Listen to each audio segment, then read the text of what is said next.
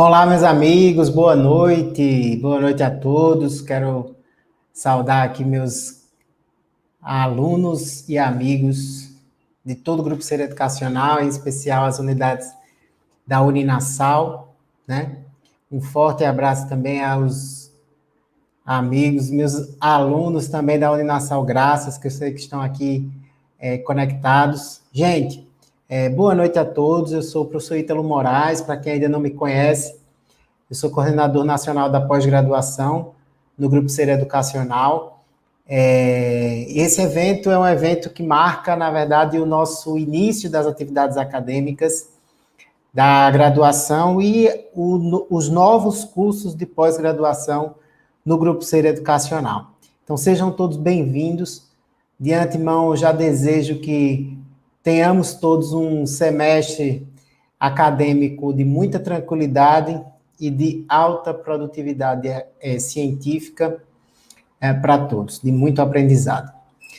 Gente, o intuito do nosso evento de abertura de semestre, nosso evento de lançamento de pós-graduação em fisioterapia e unidade de terapia intensiva é trazer para vocês uma discussão que muitos alunos ficam super ansiosos quando estão se aproximando ao final dos seus cursos de graduação, né?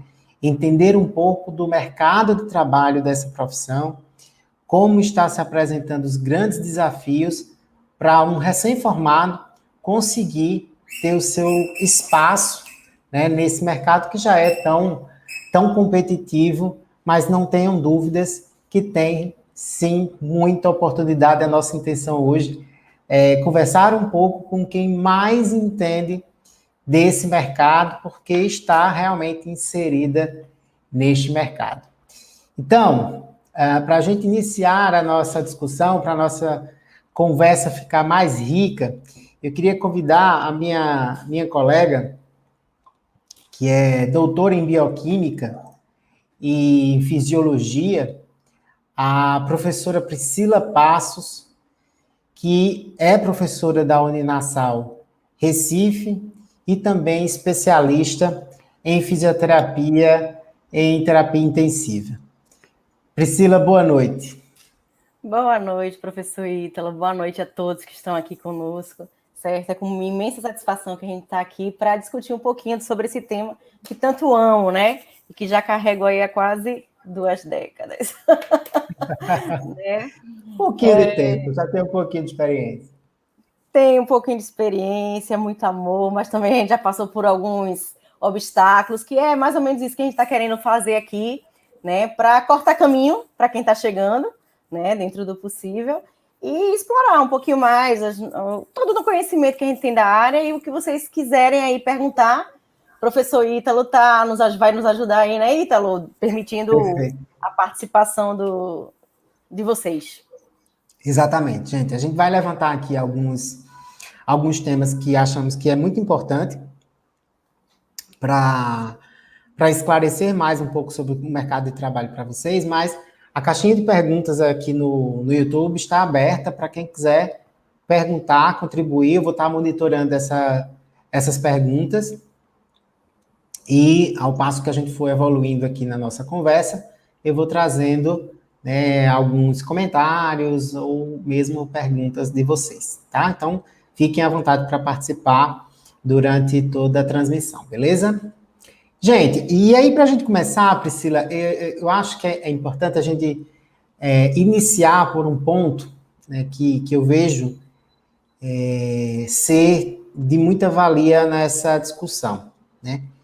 Como você, pensando um pouco no fisioterapeuta intensivista, né, que é a sua principal área de trabalho, quais são as atribuições que você acredita que são essenciais para esse profissional conseguir a sua inserção, principalmente pensando naquele profissional que é um recém-formado?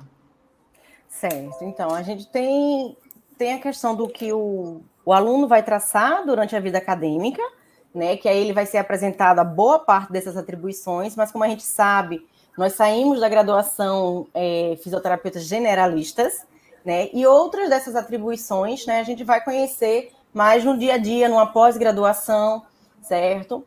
E quando o profissional de qualquer área, mas a gente vai se deter aqui ao fisioterapeuta, ele não conhece as suas atribuições, a categoria ela sai perdendo. Por quê? Porque cada categoria ela tem suas funções, né, as suas atribuições pré-estabelecidas. Para mim, enquanto fisioterapeuta, não cabe estar dizendo, por exemplo, qual é a função do médico, qual é a função do enfermeiro, qual é a função do técnico, não. Então, se me perguntam, olha, você vai fazer uma troca de traqueóstomo, aí eu chego e digo, não, eu não vou fazer troca de traqueóstomo porque não cabe a mim realizar esse procedimento, não é função, então de quem é? Eu não posso simplesmente chegar e atribuir, apontar de quem seja. Eu teria que ter estudado o código de ética, né, ou de atribuições das outras categorias para falar isso. Então, a troca de traqueóstomo eu citei aqui porque no passado era mais polêmico do que atualmente, apesar de ainda existirem alguns profissionais que insistem em realizar essa troca quando ela não é nossa, certo? Não é nossa atribuição, a gente não recebe para isso, e se der complicação a gente responde por isso, mas a nossa atuação ela é uma coisa mais linda. Por quê? A gente não trabalha só com a parte respiratória, a gente trabalha também com a parte... Então, minha imagem mudou alguma coisa aí, não, né? Não, tá normal. Não, porque apareceu uma chamada aqui para mim. Então, a nossa atribuição, diferente do que muitos pensam, não fica só restrita à parte respiratória. É respiratória também, e, obviamente, para os pacientes mais graves, a parte, vamos dizer assim, respiratória, ela é mais robusta, vamos dizer assim, a gente vai deter mais tempo nela, quanto mais grave for o paciente. Mas a atribuição do que chamam de fisioterapia motora, ela é, sim, também a atribuição do fisioterapeuta intensivista. Então, aquela história, seria correto ter um fisioterapeuta de plantão só para respiratória e vir um outro fisioterapeuta para fazer a fisioterapia motora? Primeiro que fisioterapia motora, ela não é, por si só, uma especialidade, né? Se a gente for lá na página do COFITO, que é o nosso Conselho Federal de Fisioterapia e Terapia Ocupacional, a gente não vai ter essa especialidade, né? Especialidade, fisioterapia em motora, não existe. Existe a neurofuncional, existe a quiropraxia, terapia manual, em oncologia, em terapia intensiva adulto, neo, né? Mas em motora não existe. E para o intensivista cabe todos os atributos, né? Apesar de alguns serviços, mesmo públicos, né, existir essa formatação, isso vai de encontro com o que a nossa associação e o nosso conselho pré-estabelece, tá certo? Então, o intensivista, ele é responsável por toda monitorização, abordagem, execução, planejamento e técnica, tanto da parte cardiorrespiratória quanto neuromusculoesquelética, certo? Então, eu costumo dizer que na fisioterapia em terapia intensiva, o principal foco da gente, do âmbito que, entre aspas, chamam de motora, é o levanta-te e anda-te, né? Então, eu não quero mais meu paciente parado na terapia intensiva, ele está doente, ele está... Não, ele pode estar entubado, ele pode estar tracostomizado, em ventilação mecânica, mas a gente vai, se possível, ainda botar esse paciente em pé para deambular. Claro que sozinhos a gente não consegue. Então, a gente faz um acordo com a equipe para ver o melhor horário. Olha, já deram banho, quando terminar o banho, vamos mudar o paciente para a poltrona, vamos reposicioná-lo, né? Então, isso tudo está dentro dos atributos também do fisioterapeuta. Eu costumo dizer que todo mundo, mais cedo ou mais tarde, vai chegar na área da fisioterapia, né? E o que é interessante? Eu não vou antecipar nossos discursos, nossos diálogos aqui, não, mas muita gente que, de fato, não se via como indo para a parte de terapia intensiva, quando menos espera, eu encontro ou numa aula de pós-graduação ou no próprio plantão, fazendo troca, ou eu rendendo, ou me rendendo, né, ou trabalhando no mesmo serviço, mas em um outro setor, né, ou me liga, ou entra em contato pela rede social, e quando a gente vê aquele que tanto tinha aversão à terapia intensiva, está lá dando plantão. Aí, qual é a grande deixa? Com essa situação de estar crescendo, de estar sendo estabelecida cada vez mais essa área, os outros recursos da fisioterapia, eles estão entrando cada vez mais no ambiente de terapia intensiva. Então, hoje você vê o intensivista com eletrotermofoto, em terapia intensiva, você vê ele com a parte de mecanoterapia, com ciclergômetros, trabalhando, você vê ele com próteses, órteses, que você prescreve dentro da terapia intensiva, que você pega um andador para auxiliar o paciente a deambular, certo? Já está se falando muito palestras de terapia manual dentro de terapia intensiva. Eu disse, meu Deus, eu vou ter que refazer vou ter que refazer cursos para ficar atualizada dentro da terapia intensiva, porque é um universo. E cada vez mais isso vem realmente crescendo. Então, sim, tem toda a questão de evitar a intubação de um paciente, que o fisioterapeuta ele pode fazer isso, seja por manejo de terapias de higiene brônquica que facilitem a remoção de secreção, diminuindo o trabalho respiratório, seja por terapias de expansão pulmonar, para abrir áreas de atelectasia, o pulmãozinho, regiões que estavam fechadas, a gente tem técnicas que vai expandir, vai reabrir esse pulmão, ainda em respiração espontânea. Se não for o caso, dar um suporte ventilatório de forma não invasiva ou mesmo invasiva e fazer também essa retirada, né? A gente não quer que vá, mas se tiver que ir, a gente também tem que apontar o momento certo, né? Para não haver prejuízos na saúde daquele indivíduo. E aí, uma vez que ele vá precisar desse auxílio ventilatório, seja não invasivo, seja invasivo, a gente também vai auxiliar na retirada desse auxílio ventilatório, certo? E restabelecer.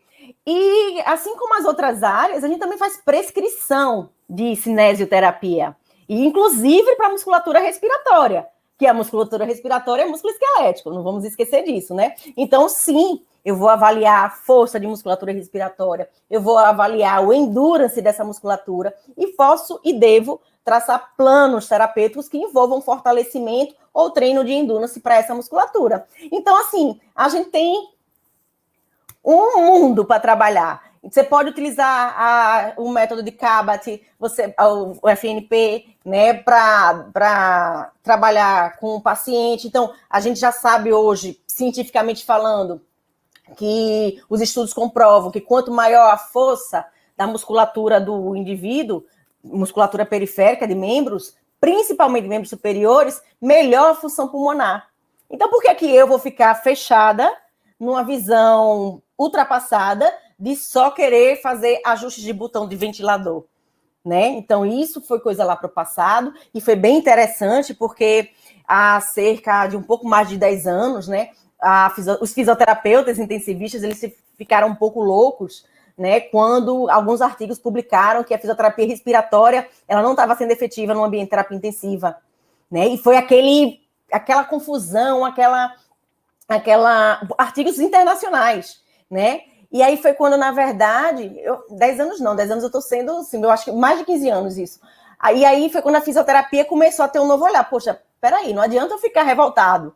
O estudo, ele foi bem desenhado, ele é multicêntrico, né? Que aí vem também a nossa importância de estar atualizado nessa parte, né, professor Ítalo? De conhecer a literatura científica, de saber se eu posso confiar ou não. Sim, estava tudo bem desenhado, então a fisioterapia está fazendo alguma coisa errada. E aí foi quando se voltou para olhar a essência da fisioterapia. E aí, entre aspas, começou a se valorizar mais essa parte de fisioterapia motora. E hoje, você vê as outras categorias brigando pelo fisioterapeuta e pelo fisioterapeuta de qualidade dentro do ambiente de terapia intensiva. É bem legal. Se deixar, eu falo direto. Não, é ótimo. Gente, eu acho que a mensagem inicial aqui, Priscila, foi muito clara, porque nós precisamos entender que, na verdade, não existe isso de desmembrar o tempo inteiro fisioterapia respiratória, fisioterapia motora, é tudo cinesioterapia. A gente aprendeu a fazer cinesioterapia. Qual é o objetivo dessa cinesioterapia? Seja para melhorar a função respiratória, seja para melhorar uma função motora de um determinado membro, isso aí é uma outra questão.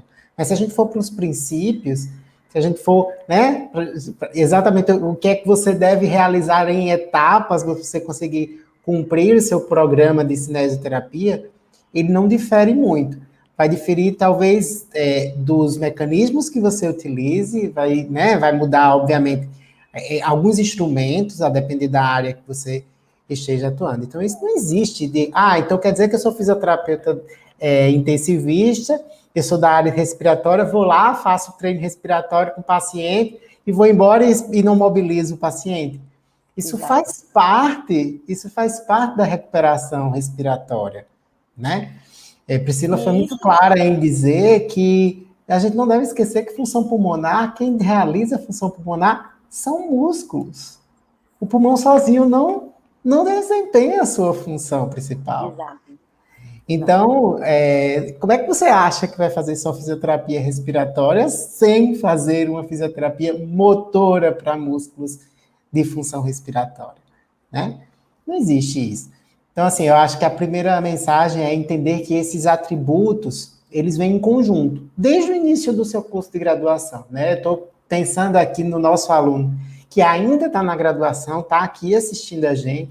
Nós temos alunos de meio de curso que estão aqui assistindo, né, essa transmissão, e é muito importante que vocês já pensem, ainda aqui pagando a disciplina de cinesioterapia, por exemplo, que são esses os seus princípios básicos. E depois, quando você for para a área de terapia manual, de respiratória, de neuro, todas elas vai ter as suas aplicabilidades e os seus objetivos. Mas a base, se você for para a base, ela não difere muito. Ela vai ter princípios que se aplicam a tudo. Se você pensar, né, Ítalo, licença aqui, na questão da postura viciosa do leito, se você não tomar cuidado, por exemplo, para evitar isso aí, e se o paciente também já vier com algum grau de encurtamento, aquela musculatura ela vai estar completamente fora da sua origem em seção, né? O torque dela vai estar totalmente modificado. E o padrão de encurtamento, ele pode restringir a movimentação torácica, desfavorecendo, né, a função pulmonar. Então, não tem como fugir. Então, a gente acha assim, não, eu só vou aprender terapia intensiva no final da faculdade.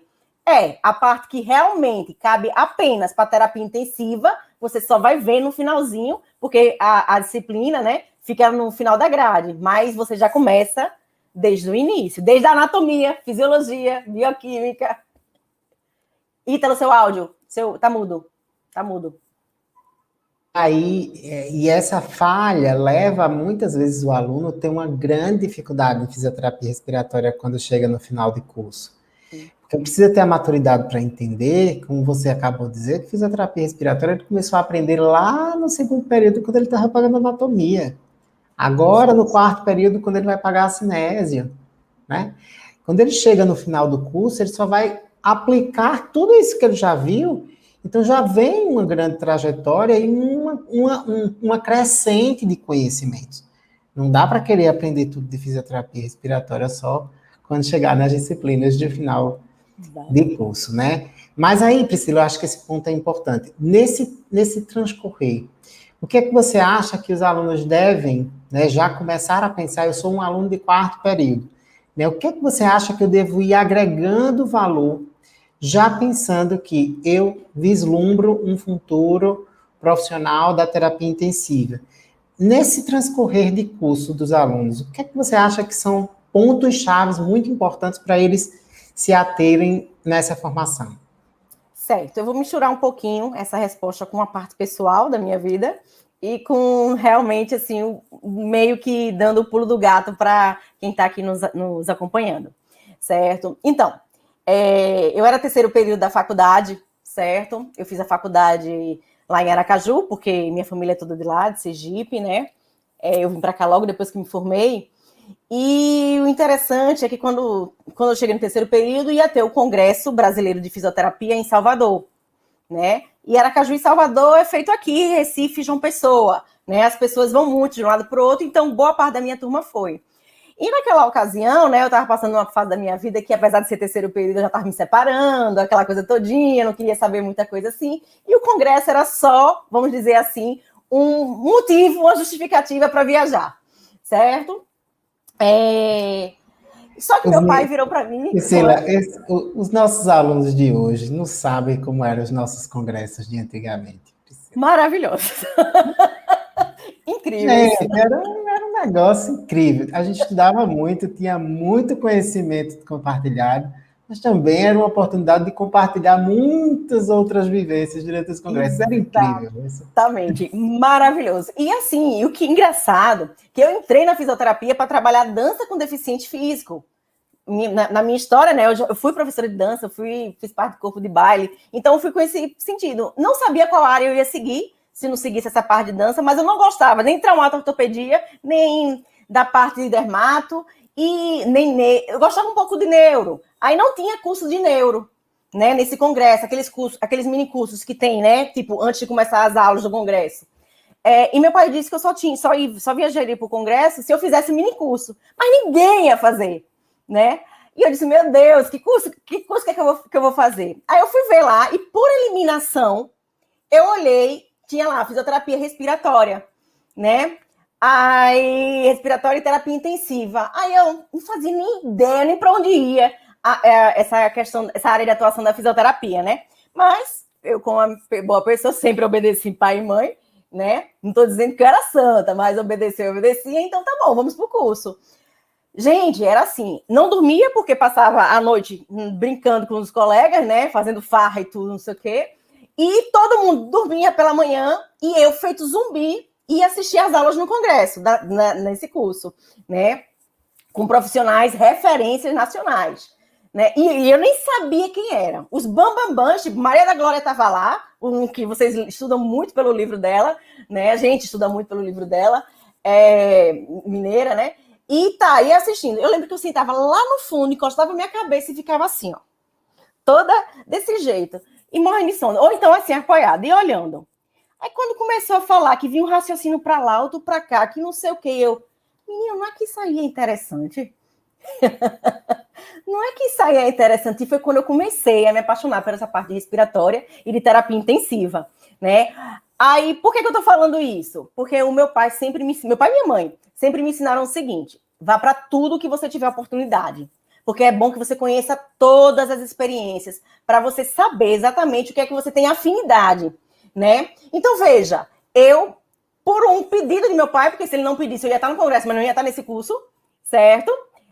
Pela minha imaturidade na época, né? Pela minha imaturidade da época, e foi aonde realmente eu me apaixonei. E a partir desse momento, veja, quando eu estava chegando no finalzinho da faculdade, já para colar grau, o pessoal tudo certo que eu ia para a parte respiratória, e eu na dúvida, não, eu não sei se eu vou para respiratória. Mas desde esse momento, o pessoal já começou a me traçar para aí, que aí eu na faculdade, me envolvi com os eventos, e tudo que tinha de respiratória a gente começou a fazer, eu e a minha turma, certo? Então, o que é que a gente vai traçar o caminho? Bom, pensando se eu vou fazer terapia intensiva ou não, né, o ideal é que a gente comece fazendo tudo que a gente pode fazer na época de graduação, né? E aí a gente fala de monitoria, de projetos de iniciação científica, de participações em congressos, certo? De estágios extracurriculares. Então, mas eu não tenho muita afinidade pela área tal. Mas surgiu a oportunidade, vá. Vá, porque todo conhecimento ele vem a mais. E lembre-se que a gente acabou de falar. Você pode trazer qualquer outro recurso de fora para dentro da terapia intensiva. Você pode inovar dentro da terapia intensiva ou da outra área que você queira seguir, certo? Mas aqui eu vou falar o quê? Vocês acabam sempre vindo para a respiratória. Quer ver? Deixa eu só interromper aqui a minha fala um instantinho e perguntar, professor Ítalo, sua especialidade é quiropraxia, correto? Correto. Mas você tem curso de pós-graduação em respiratória, não tem? Correto. Minha primeira especialização foi em cardio respiratória. Tá vendo, galera? E me ajudou muito, Priscila. Eu vou até falar sobre isso depois. Mas sim, falar. Não, fica à vontade, pode falar. Não, mas é porque eu acho que tem algumas coisas que dão base para você entender muito do funcionamento do resto. Se você me perguntar quantos foram os plantões que eu tirei depois da minha pós de cardio respiratória, comparado aos de Priscila, foi quase nada. Mas me deu um entendimento muito forte de fisiologia, tanto da parte cardio como da parte respiratória, e você começa a entender o paciente de uma outra ótica, né? Não é só uma musculatura isolada, né? E mesmo que não seja só aquela musculatura, não é só aquele contexto daquele membro isolado, né? Não é só um problema postural que o paciente tem. Hoje, quando o paciente chega, eu sou da área de quiropraxia, eu atendo quiropraxia no meu consultório semanalmente. Mas quando chega um paciente com deficiência na região torácica, a primeira pergunta que eu faço para ele de doenças associadas são as doenças respiratórias, né? E aí, porque eu tenho o entendimento de que todo o arcabouço está interferindo na mecânica respiratória. Sem dúvida. Né? Então, assim, não fica nada perdido. Por mais que, naquela época, eu sempre gostei muito do ambiente hospitalar e eu queria muito trabalhar em ambiente hospitalar. Mas a vida foi me levando para outros caminhos que eu terminei, enfim, gostando mais e são coisas do destino. Depois a gente só entende lá da frente. Mas graças a Deus que eu fiz a minha pós em cardiorrespiratória. Me deu uma base muito, muito interessante, muito profunda. Mas isso é verdade. Você hoje está vendo aqueles profissionais que são renomados, por exemplo, na parte de neuro, né? Mas que não tem como você pegar um paciente com sequelas neurológicas sem olhar a parte respiratória. Principalmente se eu estou falando de doenças neurodegenerativas, né? Então tem a questão. É muito chato, por exemplo, eu estou em casa, estou doente. Não, eu não, vamos supor. Alguém da minha família, um vô. Meus avós todos já morreram, vou falar de vô, para não trazer mal olhado nem nada assim. Né? Um avô meu doente e ele precisa de assistência de fisioterapia. Vocês acham que eu vou dar predileção para o fisioterapeuta que ele abrange as duas instâncias? Que ele tem, pelo menos assim, não estou dizendo que necessariamente ele esteja numa ventilação mecânica, mas um profissional que ele dê cobertura nos dois âmbitos, respiratório e motora, ou aquele que só venha para motora e o outro só para respiratória. Então, quer dizer que se o meu avô começa a intercorrer agora, o fisioterapeuta motor chegou, vai fechar os olhos, vai fazer a parte dele e vai embora? Tá errado. Então, quando a gente tem essa experiência, que passa por uma pós-graduação, que a gente vai ver os principais pontos, pelo menos, né? E mais frequentes, a gente tem um olhar daquele paciente que é potencialmente grave. Então, seu paciente pode chegar para você no seu ambulatório, ou você ir no domicílio dele, achando que ele está estável. Se você não tiver um olhar crítico ou uma experiência que seja desses cuidados mais intensivos, você não vai compreender. Mas se você tem isso aí, você pode estar salvando até a vida do seu paciente, porque ele vai recorrer precocemente para o profissional capacitado para resolver aquela situação, certo? Então, eu costumo dizer muito assim, o intensivista, você tira ele da terapia intensiva, bota ele onde você quiser e ele vai se adaptar, ele consegue. Ele consegue pegar o pulo do gato, principalmente se ele for aquele intensivista que tem essa visão da abordagem motora, certo? Que é fisioterapeuta raiz, vamos dizer assim. Né? Mas se você pega outro profissional de lá que não passou por uma experiência em terapia intensiva, ele não vai desenrolar facilmente dentro do ambiente de terapia intensiva. Né? Então, veja aí, estamos falando da realidade dele, mesmo ele não trabalhando dentro da terapia intensiva. Né? Isso é verdade. A gente precisa primeiro entender que, claro, a depender do nível de necessidade desse paciente, né? Se ele está na atenção terciária, é inevitável a gente ir realmente para a necessidade do intensivismo. Mas nem sempre o paciente é um paciente da atenção terciária, né? Isso. Mas você precisa sempre ter uma abordagem multidisciplinar. O paciente dificilmente é um paciente que só tem uma necessidade isolada de os outros sistemas que você não precise intervir também, né? Avançando um pouquinho mais aqui, Priscila, a gente precisa agora, passamos um pouco sobre essa trajetória acadêmica, mas além da trajetória acadêmica dentro dos 5 anos de graduação, quais formações adicionais você acha que seriam necessárias para esse profissional conseguir ter sucesso na sua carreira? Certo.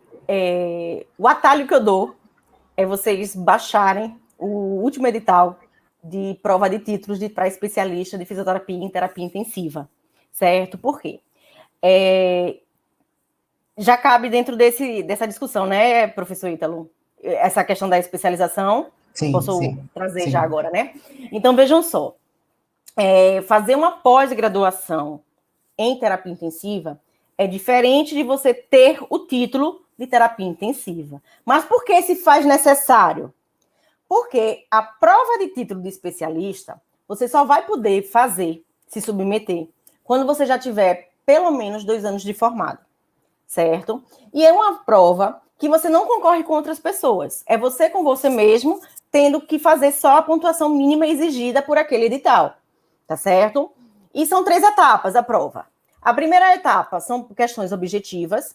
A segunda etapa, que é realizada no mesmo dia da prova objetiva, são questões discursivas. Na época que eu fiz, foram 4 tópicos para você escolher 2 e discursar lá, certo? Mas aí tem número de palavras, tem espaço, tem tudo assim que você tem que trabalhar. Aí a justificativa de minhas provas ainda serem abertas, não reclamem, certo? Né? E tem que evoluir em prontuário, né? A gente tem que aprender a se escrever direitinho por causa do prontuário, não vamos esquecer, certo? E aí, você pontuando o menor valor, pelo menos o menor valor exigido para a objetiva, a sua prova discursiva vai ser corrigida. Se você passou na prova discursiva com a menor pontuação, aí o que é que vai acontecer? O edital vai recrutar aquela relação que foi divulgada, né, dos aprovados nessas 2 etapas, para que ele apresente a documentação comprobatória da prova de títulos dentro da prova de títulos. E aí, essa prova de títulos, dentro da prova de títulos, ela é tudo isso que você fez na sua vida acadêmica nesses 2 anos de formado. Por exemplo, se você tem monitoria com determinada carga horária ou com determinado período de tempo, depende do edital, certo? Se você tem participação em projetos de PIBIC, né, ou de iniciação científica, se você tem artigo publicado, participações em congressos, certo? E aí vem... Oi? Projetos de extensão. Projetos de extensão, exatamente. Cursos, dependendo de carga horária. E aí, entre os cursos também de quem? De pós-graduação. Então, vejam só. Ainda que se eu fizer por mais que eu não tenha o título de especialista em terapia intensiva, é necessário que eu faça uma pós-graduação em terapia intensiva, porque essa pós-graduação ela vai pontuar para a prova de títulos. Certo? Porque eu tenho conhecidos que até hoje, já são formados há mais de 10 anos, e que eles não se submetem à prova porque eles não têm titulação suficiente para passar por essa etapa da prova de títulos. Passa na objetiva, passa na discursiva, mas é barrado pela prova de títulos. Então, assim, e por que eu vou fazer uma prova de especialização, uma pós-graduação em terapia intensiva e eu não vou fazer uma residência? Não, tudo bem, a residência é ótima, vá, mas quantas vagas existem? Quantos profissionais saem por semestre formados? E quantas vagas anuais para residência existem? Então, não cabe todo mundo, certo? Não cabe todo mundo nos programas de residência. Então, o que é que eu vou fazer? Sem sobra de dúvida, uma pós-graduação, certo? Que aí tenha pelo menos, professor Ítalo, me ajude se eu errar, 360 horas, que é o mínimo reconhecido pelo MEC, que vai pontuar nessa prova de títulos, e que dentre essas pós-graduação e essa carga horária, tenha carga horária prática, né? Que aí o professor Ítalo vai falar mais um pouquinho do que a Nassau tem como proposta, também eu acho interessante já distribuir aqui essa informação, mas eu tenho que ver a parte prática, então, professores qualificados, professores que estejam atuando, porque não adianta pegar aquele professor que só está na teoria, não, porque o interessante é a gente compartilhar os aperreios dos plantões, né? Naquele dia eu não dormia, eu estava com dor, teve que dobrar, aí aconteceu isso, aí aconteceu aquilo, né? A história fica mais emocionante, assim, agarra mais dos alunos, né? Tem um monte de meme dizendo assim, né? Estamos no plantão, aí tá lá, o fisioterapeuta estagiário, aí intercorrência, chama o físio, aí o fisioterapeuta fica, ai... E o estagiário, intercorrência, que quer aprender, né? Quer aprender. Então, a pós-graduação ela é interessante, sim, sem sobra de dúvidas. Diz aí, Ítalo. Priscila, eu não tenho tanto conhecimento da prova de título, talvez era bom essa pergunta ser sanada, não sei se você vai lembrar desse aspecto do edital, mas eu lembro que para algumas especialidades, para alguns títulos, o conselho exige que tenha uma especialização antes. Eu não sei se o caso de terapia intensiva tem isso. Se é só uma pontuação adicional, ou se é um fator determinante para ele avançar no processo, ou se ele conseguir essa pontuação de títulos por outros caminhos, por outros títulos, compensaria. Você sabe? Você Olha, sabe? sei, ele não exige que você tenha a pós-graduação em terapia intensiva, certo? Mas lembrando que isso pontua. E aí tem uma particularidade. Seja para pós-graduação lato sensu, estrito sensu, mestrado, doutorado, certo? Assim, por exemplo, eu vou fazer a prova de terapia intensiva, né? Eu tenho, por exemplo, meu doutorado. Meu doutorado é bioquímica e fisiologia. Eu pontuei como doutora, mas eu pontuei como doutora de áreas afins. De áreas Uma afins. situação abaixo do que aquele profissional que tinha um doutorado em terapia intensiva. Então, assim, fiz uma pós-graduação em terapia intensiva, comecei a trabalhar em terapia intensiva, mas aí foi bom por um tempo, mas depois eu quero mudar e quero fazer prova de títulos para outra área. Essa pós-graduação em terapia intensiva, ela vai contabilizar também, vai pontuar lá nessa prova de títulos, mas como área afim. Aqui, para a prova de especialidade terapia intensiva, como área de atuação. Pontua bem mais. Bem mais assim, algumas pontuações a mais, você vai para cima. Aí você me pergunta, não é pré-requisito, né? Ou é? Aí eu digo, não é. Mas a questão está aí.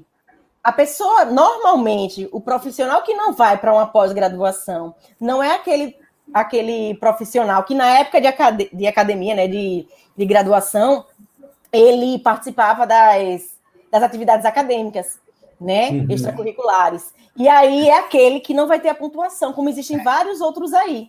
Sem dúvida. Tá entendendo? E tem um outro aspecto que eu acho que é muito importante nisso, a gente depois vai tratar um pouquinho mais daqui a pouco, mas após não seria o determinado para você conseguir o título no futuro. Pode ser que só ter após você não consiga. Mas, sem dúvida nenhuma, ter após lhe ajuda no processo desses 2 primeiros anos. Sim. Porque vai lhe dar inserção em mercado, vai lhe dar experiência, vai dar a você, inclusive, condições de melhorar os seus futuros títulos.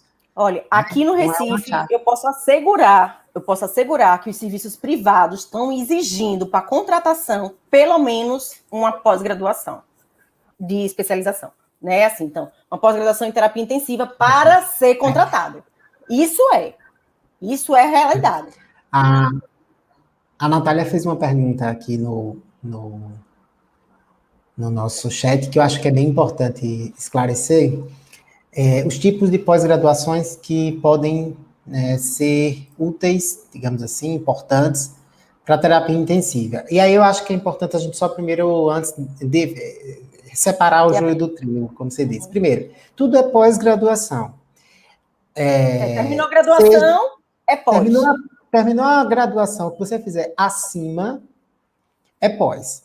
Seja a sua residência, é uma pós-graduação. Seja a sua especialização, é uma pós-graduação.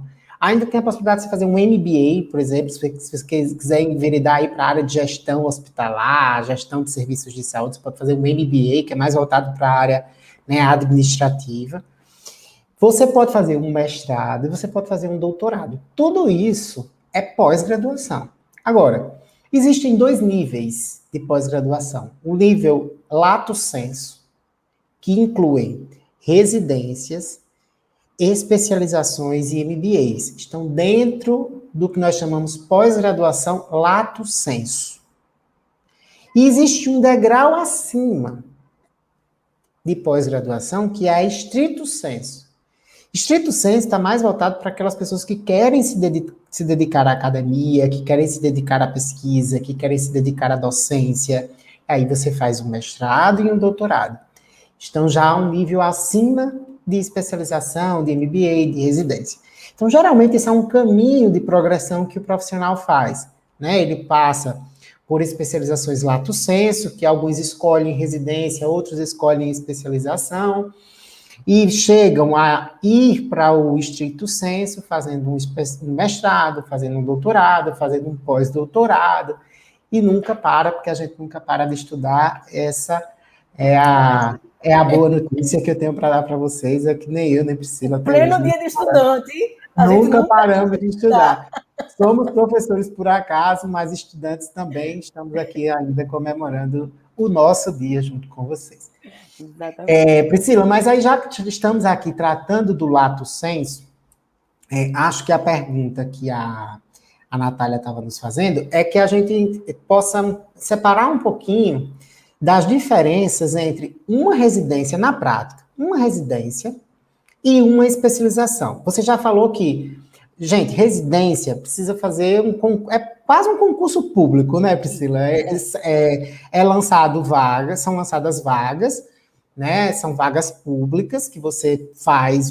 Tem pouquíssimas residências que são privadas, mas a grande maioria delas são públicas. Você recebe, inclusive, uma bolsa, né, para fazer a residência. Mas as vagas são extremamente limitadas, né? Se vocês acham que aí passar no vestibular, por exemplo, já é concorrido, passar numa seleção de residência é muito mais concorrido. São profissionais do Brasil inteiro concorrendo para aquelas vagas. E geralmente quem faz no estado corre para fazer no outro, só não vai se coincidir as datas das provas, porque quer tentar em todo lugar para conseguir passar. Residência realmente é extremamente concorrido. Mas tem diferenças do que é você fazer 2 anos de residência e o que é você fazer 1 ano e meio, ou até mesmo 1 ano de especialização. Não é só o tempo, né? Isso. Na verdade, assim, a primeira coisa que eu já chamo a atenção aí é o seguinte: você já pode tentar a residência logo de cara, assim que terminar a faculdade. Se conseguir ser aprovada, beleza, vá fundo, eu super recomendo, certo? Mas a questão é que na prova de residência também tem prova de títulos. Certo? Também tem prova de títulos. Então, você tem que ter tido uma vida acadêmica boa, que preencha... Aí, minha sugestão é, baixe o último edital de prova de residência do local que você vai querer fazer parte da seleção, certo? Do programa de residência. Baixe o edital e veja quais são as exigências. E busque preencher aquela titulação que ele está pedindo ali. O que é que vai acontecer? Possa ser, que é o que acontece com a grande maioria, que não seja aprovado no primeiro momento, na primeira vez que faça a prova de residência. Então, aí já fica outra dica. Você entrando para uma pós-graduação na área do que você vai prestar a residência, como a de respiratória e terapia intensiva, que é onde tem mais vaga de residência também. São poucas as vagas, mas a maioria das vagas de residência ainda estão voltadas para a parte de terapia intensiva. Aí você faz o quê? Até para você se preparar, você pode fazer dessa sua pós-graduação de especialização em terapia intensiva como um preparatório para a sua seleção. E aí você vai fazer como? Você vai fazer tanto a parte teórica e vai ter já a parte da experiência prática. E, ao mesmo tempo, você pode começar a ganhar experiência, porque é assim, se você já tiver matriculado e cursado a um determinado X percentual de carga horária da pós-graduação, você pode concorrer a vagas para trabalhar em serviços, certo? Em alguns serviços. E aí você vai ganhando e você vai ter currículo suficiente para pontuar bem na prova de títulos. Então, você vai estar à frente, pelo menos, daqueles que não vão ter essa pós-graduação, certo? Mas aí, vamos dizer, você passou para ter uma pós-graduação em especialização de terapia intensiva e passou na prova de residência. O que é que eu devo escolher? Bom, você vai ter que escolher o que é que você quer, o que é melhor para você, né? A residência, ela exige uma carga horária muito maior do que a prova... do que a pós-graduação na terapia intensiva. Então, por exemplo, você é bolsista. Para você ser bolsista, você tem que ter dedicação exclusiva. Você não pode tirar nenhum plantão a mais, você não pode atender nenhum paciente em domicílio, você não pode fazer nada, porque se por acaso você for denunciar, tem que devolver bolsa, responde processo ético, por aí vai. Né, professor Ítalo? Você sabe... A residência, gente, você é um funcionário do Estado. Você é um funcionário, o Estado está lhe pagando, está recebendo uma bolsa para prestar X carga horária de plantões. Em terapia intensiva, a gente fala em plantões, né? Então, você vai dar, sei lá, por semana, 3 plantões de 12 horas, não sei exatamente quanto é, porque cada programa de residência muda um pouco, mas você precisa cumprir aquela carga horária de trabalho mesmo. Ítalo, mas Tem eu um não estou percentual prático estudando. também, teórico também, né? De Isso, é isso seminários, que eu tô dizendo. de casos clínicos, né? Exato. Ítalo, mas eu não estou estudando, eu não fui lá para aprender. Foi lá, tem professores também que vão lhe orientar, tem os preceptores que vão lhe orientar. Vai ter uma parte dessa carga horária que você vai estar discutindo casos. Não é bem uma aula assim expositiva como a gente costuma ter na graduação, é mais discussão, porque ali já são todos profissionais, é exposição de casos e discussão em cima de casos. Você Vocês vão obrigatoriamente já tem que estudar ter o conselho, né? Também lembrando isso, desse todos já detalhe. estão registrados, portanto, todos já podem atender, você tem que estar, né, com o registro em dia no COFIT. Então, é algo muito mais voltado mesmo para o mercado, assim, para trabalho e tal. E é um crescimento teórico em cima de casos que estão sendo estudados, que estão sendo vivenciados. Na Rapidinho, pós-graduação, então. Só é uma particularidade. Você vai ter preceptores? Vai. Mas nem todo preceptor ele tem formação para passar o conteúdo de forma qualificada, certo? Porque, por exemplo, eu sou concursada do Estado, né? Tanto em um serviço quanto no outro. Então, eu não posso negar receber um residente. Não, ó, no seu setor vai ter residência, o residente vai rodar com você e prio. Eu não posso negar, porque está dentro das minhas atribuições. Qualquer funcionário do Estado está dentro das atribuições. Mas eu posso não facilitar a tua vida, se eu não tiver afim. Vamos dizer. Não é o que costuma acontecer. Mas o que é que eu estou começando a separar? Né? Você também tem que ver, a conhecer pessoas que se formaram naquele serviço de residência, certo? Porque a gente sabe que às vezes fica uma sobrecarga para o residente e esquecem um pouquinho, às vezes, que ele é estudante. Eu não estou dizendo que isso é certo, nem que todo programa é assim, tá? Mas tem esse perfil. Quando você vai para a pós-graduação, você tem. Você já vai estar com pessoas que estão ali para essa finalidade. Existe um propósito um pouco diferente aí. Eu não estou dizendo que a pós-graduação é melhor, a residência é melhor. Eu não estou dizendo isso, não, vai é depender do uma que você questão de quer. foco didático, né? É uma Exato. questão de foco didático. Um está mais voltado ao aprendizado teórico aliado à prática. Não é que não tem prática, tem prática também, mas as pessoas têm já uma formação e um pensamento para a didática para que o aluno tenha a melhor forma de aprendizagem possível. Nem sempre isso está acontecendo na residência, porque, como a Priscila falou, às vezes existem profissionais ali que são muito bons na prática, excelentes, com vasta experiência, mas que talvez não tenham uma formação didática para passar conhecimentos, para ensinar, né? Então, acho que essa diferença é muito boa, Priscila, muito interessante. Gente, e aí, lhe cortei, Priscila, você ia complementar Não, alguma não, coisa? não, tudo certo. Então, e para ficar claro, eu vi que tem uma outra pergunta que já vou levantar aqui, mas para ficar claro, de algumas exigências de programas de especialização para que seja realmente reconhecido como especialização. Eu acho muito importante trazer esses aspectos aqui, gente, para deixar vocês conhecedores de regulações, para que vocês não sejam enganados, né? Não sejam, enganados é algo muito forte, não sejam levados a achar que uma determinada formação é uma especialização. Então, para que seja considerado uma especialização, primeiro ponto, precisa ter pelo menos 360 horas de carga horária total o curso. Ítalo, precisa ser de 2 anos? Não. A carga horária do curso precisa ser 360 horas. Como a instituição que é ofertante dessa pós-graduação vai distribuir essas 360 horas, pode ser que você conclua em 1 ano. Não tem problema.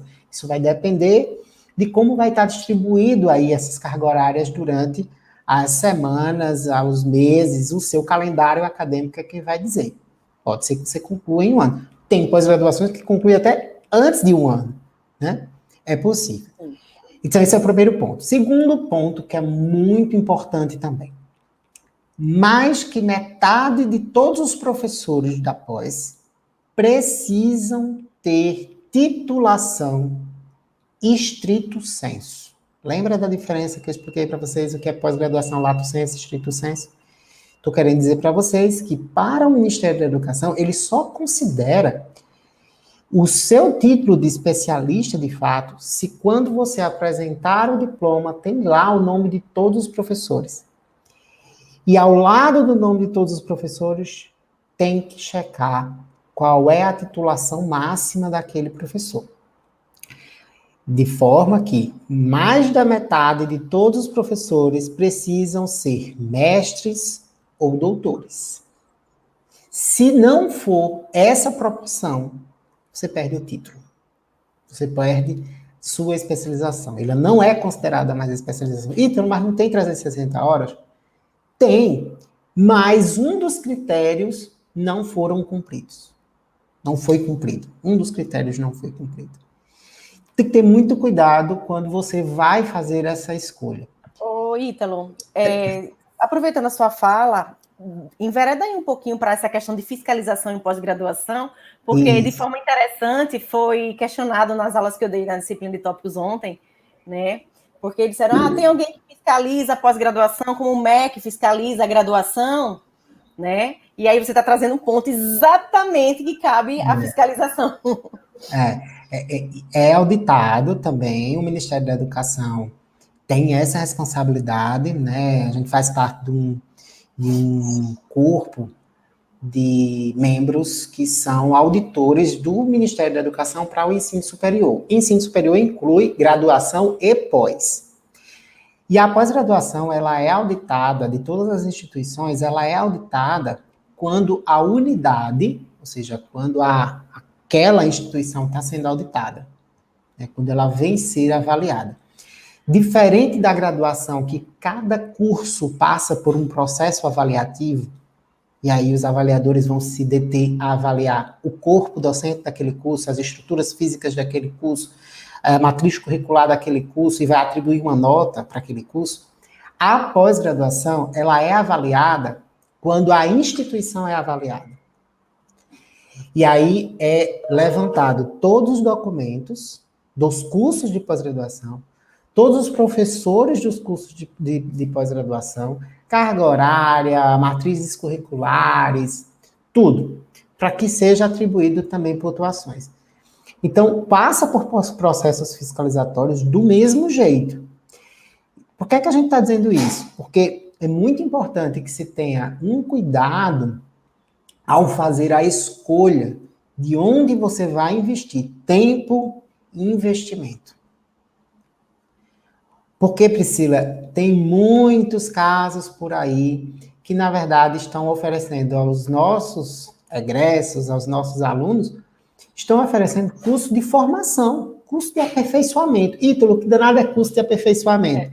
Curso de aperfeiçoamento, gente, é um curso de extensão grande. Não lhe dá um título de especialista. Você não se tornou especialista. Você tem uma formação. É ruim o curso? Nem sempre. Às vezes o curso é excelente. Exato. Pode até ser muito bom. Tão bom quanto a especialização. Pode ser muito bom. Mas é importante separar uma coisa da outra. Não queiram fazer curso que tem, sei lá, 400 horas, sem todas as prerrogativas para uma especialização, sem ser ofertado por uma instituição de ensino superior credenciada no MEC. Exato. Porque sem credenciamento no MEC não pode haver essa oferta. E isso vai impactar lá na prova de títulos, né? Porque lá eles fazem a análise a checagem, exatamente. E se você mandar eles entenderem que não é, né? Eles provarem que não é, ele não pontua. Entendeu? Teve uma pergunta aqui que eu acho bem interessante, a Camila perguntou aqui. O que é que vocês acham de pós-graduação para fisioterapia, que é à distância? Vocês acham que é viável para o aluno esse tipo de curso? Aí eu vou fazer um comentário, depois eu abro para a Priscila comentar. Existem hoje, gente, e eu acho que a pandemia veio também, óbvio, teve muitas coisas ruins, nós estamos passando por um momento devastador socialmente, mas eu já começo a visualizar avanços que todo depois de todo o grande processo de cisão na história, a gente tem um grande passo. E eu começo já a ver isso, por trabalhar também já na educação durante muito tempo, a gente já começa a visualizar grandes transformações acontecendo. Fomos obrigados a evoluir 10 anos em 6 meses no processo educacional brasileiro. A gente estava muito atrás quando a gente analisa o Brasil comparado com metodologias de outros lugares no mundo. Essa é a realidade. E o Brasil ele teve que dar passos largos agora nesse período para conseguir se manter num processo educacional digno, minimamente digno. Essa introdução é para falar para vocês que a gente precisa romper um pouco do preconceito, a palavra é essa, que se tem a ensino à distância.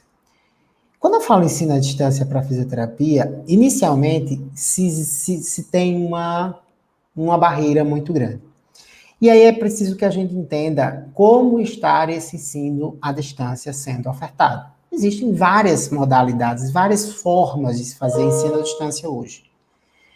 Existe uma maneira de fazer ensino à distância em que você assiste às aulas gravadas, você não tem contato nenhum com o professor, que você recebe um material escrito, né, por uma editora, tem várias maneiras.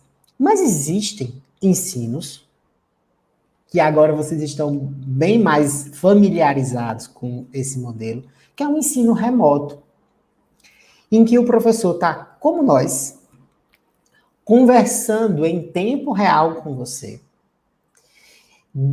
compartilhando os conhecimentos já adquiridos nesses anos de experiência. A única diferença é que o professor, ao invés de estar na sala de aula, transmitindo o seu conteúdo numa TV, e você sentado na cadeira, você está em casa. Eu enunciei carteira, não foi, professora? Não. Eu não sei me dar aqui falando carteira, né? Eu aprendi assim, né? A diferença é que você vai estar em casa, no conforto do seu lar, o professor no escritório dele ou na casa dele, transmitindo o conhecimento pela tela, agora do computador, do tablet, do celular. Isso as partes teóricas, porque todo curso tem a parte teórica. E essa parte teórica, ela pode ser ofertada no ensino remoto, né? No ensino ao vivo, como esse que a gente está tendo aqui. Embora esse conteúdo que também pode ficar gravado. Essa live está ficando gravada e outras pessoas vão assistir aqui no canal do YouTube depois. Mas ela aconteceu ao vivo. As pessoas estão fazendo perguntas, inclusive essa, a gente pegou agora da nossa audiência. Então, essa interação é possível estar acontecendo. Quem quisesse utilizar desse momento ao vivo, que é extremamente rico, né? E na hora de ter que ter a prática, porque os nossos cursos de fisioterapia exigem isso, na hora de ter que oferecer a prática, a gente sai do ambiente digital e vai para a prática. Seja ela numa clínica escola, seja ela no ambiente hospitalar, numa UTI, na própria terapia manual, num consultório de dermato funcional. Isso significa que você otimizou toda a parte teórica que você poderia ter numa sala, você está tendo aqui, mas é uma sala virtual, com interação em tempo real com o professor, inclusive com alunos do Brasil inteiro, interagindo com a gente, compartilhando também suas experiências. Porque lembre-se, na pós, esse compartilhamento de experiência ele é muito mais rico, porque todo mundo já é profissional, está todo mundo trabalhando, mas cada um numa realidade diferente. Agora, na hora de ter a prática, não. Aí a gente recolhe, vamos todos para a prática real, para o ambiente hospitalar. Né? Então, vai existir a prática. Esse tipo de ensino eu acredito muito. Eu acho que a gente vai começar a viver essa experiência agora de uma forma muito mais harmoniosa, sem preconceitos, inclusive entendendo que pelo custo-benefício para o próprio aluno, é muito mais vantajoso modelos assim, híbridos, né? Esses modelos em que a gente tenha, na educação a gente chama um nome difícil, para quem não conhece, a gente chama ensino síncrono, né? É uma educação que ela utiliza o ensino remoto como base para a teoria e ensina na prática no presencial, tudo que é necessário ter no presencial. Então, por exemplo, nós temos na pós-graduação, no grupo ser educacional, a pós-graduação de fisioterapia em terapia intensiva, na pós ao vivo, né? O que é uma pós ao vivo? Exatamente como eu expliquei. As teorias são assim, nesse ambiente virtual, mas com interação em tempo real, todo mundo tirando suas dúvidas, interagindo com o professor, com a possibilidade também de abrir sua câmera, de ligar seu áudio, de interagir, de comentar. E toda a prática ser na UTI. Toda a prática realmente acontecer como já acontecia no nosso presencial. A gente não mudou em nada. A carga horária da prática presencial é a mesma carga horária da prática da pós ao vivo. A mesma.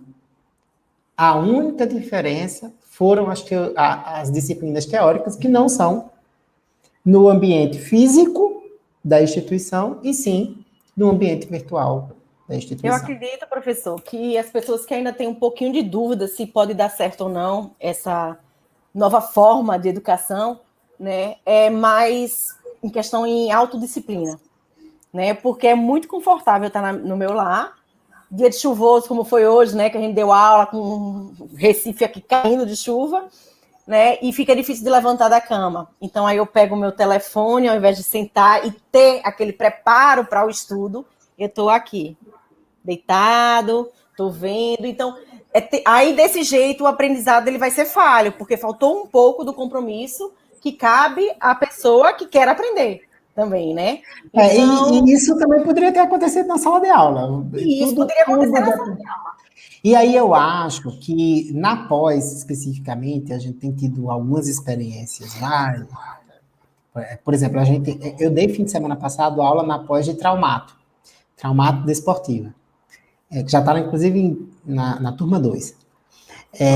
A turma de traumato já tem uma experiência diferente, porque o aluno, ele realmente está ali extremamente interessado. Aquilo que ele está vendo na pós dele no sábado, na segunda-feira ele tem um paciente para atender e ele já aplica na segunda-feira aquilo que ele estudou. Ele já tira dúvida em cima do paciente que ele também está atendendo. Total. Então, assim, ele está muito mais ligado.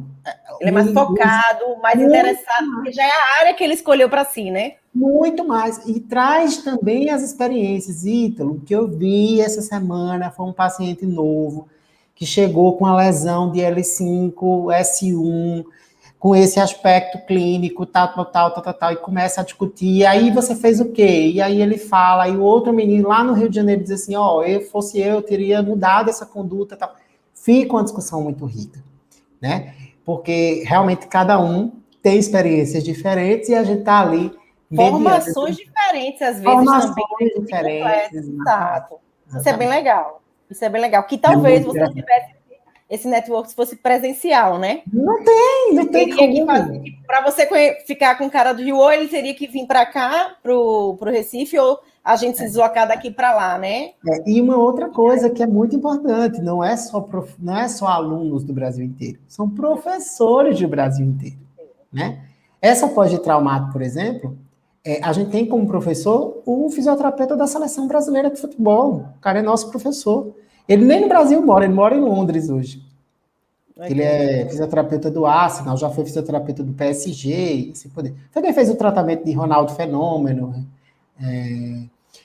o Neymar, foi tudo recuperado por ele. Então, assim, é só um exemplo. São professores que a gente não conseguiria ter este professor em todas as nossas unidades de pós-graduação. É um exemplo, né? A professora Priscila, por exemplo, vai ser nossa professora de fisioterapia em UTI, que não conseguiria estar lá no Rio dando aula, estar lá na UNG dando aula. Não daria, né? Então, eu acho que isso também é muito bom. O aluno está tendo possibilidade de network, não só com outros profissionais, mas também com os próprios professores, que aqui tem alunos da graduação, e os alunos da graduação já sabem o quanto é importante ter um bom relacionamento com seus professores. Vão ser os primeiros profissionais que vão indicar vocês. Pois é, Ítalo, eu acho que isso aí é outro ponto que alguns alunos têm receio. Como é online, eu digo isso porque eu já recebi no direct do Instagram, né? Alguns alunos professores, Se sou tem sua aluno, não validade. sei o quê. Hã? Como Se é? tem validade, né? Porque se a Isso, aula é não, mas eu não remota... tive a oportunidade de conhecer presencialmente, mas eu queria tirar umas dúvidas de como seguir na profissão, que isso, aquilo, outro. Então, é assim, se o professor, ele é acessível, ele vai ser acessível, ele sendo online ou presencial, tá certo? Isso. Porque eu acho que às vezes tem esse receio também, não é online, deixa ele lá, eu cá, né, de repente, mas não é assim, certo?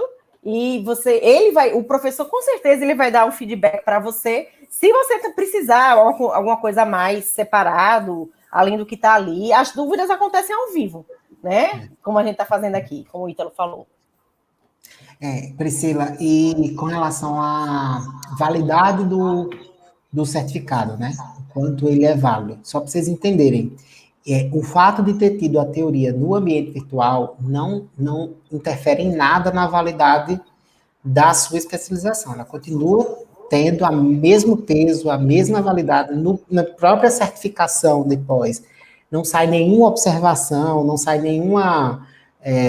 não tem nada que difere dos cursos que foram integralmente presenciais. Se você pegar os dois certificados, as folhas são idênticas. Inclusive, isso é uma regulamentação do Ministério. Não pode mais haver distinção. Os certificados podem ser exatamente... Se a instituição quiser, coloca. Mas a gente, enquanto grupo ser educacional, não coloca. Não existe qualquer distinção. Então, inclusive no mercado, em concursos, em qualquer lugar, tem a mesma validade. Não muda em nada. Uma outra pergunta que fizeram aqui foi com relação aos professores, né? Eu fiz aquele comentário de mestres e doutores, aí a Natália perguntou. Então, a pós-graduação da Nassau se torna especialização devido aos títulos dos professores? Não é só da Nassau, tá, Natália? Não é só o fato da Nassau ter bons professores. Isso ajuda muito no reconhecimento das notas serem excelentes. A gente tem nota máxima hoje, né, na avaliação desses cursos, mas... Consequentemente, o aprendizado, né? Isso, uma coisa está levando a outra. Mas o que eu falei de professores é uma exigência mesmo, para que o Ministério reconheça esse curso como um curso de especialização, é no mínimo necessário mais de 50% do curso ser mestres e doutores dos professores. Isso é uma exigência, tá? Então, se isso não tiver, o seu curso deixou de ser de especialização. Deixa eu ver aqui. Sou o tempo... Adriano sendo solidário comigo, dizendo que é do tempo de carteira também. Que bom, Adriano. Professores, mas no caso de quem não está trabalhando na área, é viável como uma forma de atualização, né? Pelo menos. E aí, Priscila, o que é que tu acha? Todo conhecimento é válido. Já existe aquele, não é nem ditado, né? Mas é dizer, mais do que popular, estude como se fosse viver para sempre, né? Todo conhecimento ele é muito bem-vindo, e você só soma e vai aperfeiçoar. Se você prestar atenção até no seu dia a dia, até na sua própria saúde e daquelas pessoas que se rodeiam, que dirá os seus pacientes, certo? Não tem, sem palavras, estude como se fosse viver para sempre. É porque o Adriano que fez a pergunta aqui disse que é concursado numa área completamente diferente, mas realmente a título de mais conhecimento eu também acho que sempre é válido. Eu acho que a Adriano não estava aqui no início da live quando a gente falou do meu exemplo, né? Eu tenho uma especialização na área de cardiorrespiratória, mas hoje não trabalho absolutamente diretamente com isso, né? Em plantão e assim por diante. Priscila, avançando um pouquinho mais aqui na nossa temática, indo mais para o mercado mesmo agora, né? O que você acha que que vai ser determinante para esse nosso profissional recém-formado, né? como é que ele conseguiria ter sua inserção nesse mercado, mesmo tendo pouca experiência, mesmo tendo pouco tempo aí de formação? Bom, o caminho volto a dizer, se não ingressar numa residência, que você tem a parte prática bem trabalhada também, é você optar por programas de pós-graduação que tenham a maior carga horária possível, prática, né? Ou que pelo menos seja meio a meio. O professor Ítalo, ele conhece aí mais detalhadamente, mas não tem, por exemplo, eu desconheço os serviços de qualidade pós-graduação, certo? Que eles não têm uma parte prática. Lembrando que quando eu fiz minha especialização, ela era só teórica, certo? Em 2003, e foi na Federal daqui, tá certo? Esse programa não existe mais, até porque não existiam outros aqui, né? E aí, no que foram crescendo, no que foram abrindo essa parte prática, o de lá ficou, veja, não tinha parte prática, ficou o quê? Para trás. Certo? Então, esse é um grande diferencial, e pelo menos aqui na região do Recife, pelo que eu já comecei com o Ítalo desse programa, me corrija se eu estiver errado, a gente vai ter muita prática em alguns hospitais que já existem parcerias. Não é isso, professor? Então, a dica inclusive, não é só... essa. Pode falar. Inclusive, não é essa prática, as turmas, né, como eu tinha comentado, as turmas elas são do Brasil inteiro, mas o aluno lá de Manaus, lá de São Luís, não precisa vir para Recife para fazer a prática, tá? A gente tem em cada cidade polo, no local, a gente tem parceria com os hospitais do local e os alunos daquela cidade fazem seus estágios lá naquela cidade. Então, a prática é regional, né? Toda a prática é regionalizada. Só as aulas teóricas que são todos juntos numa sala virtual comum.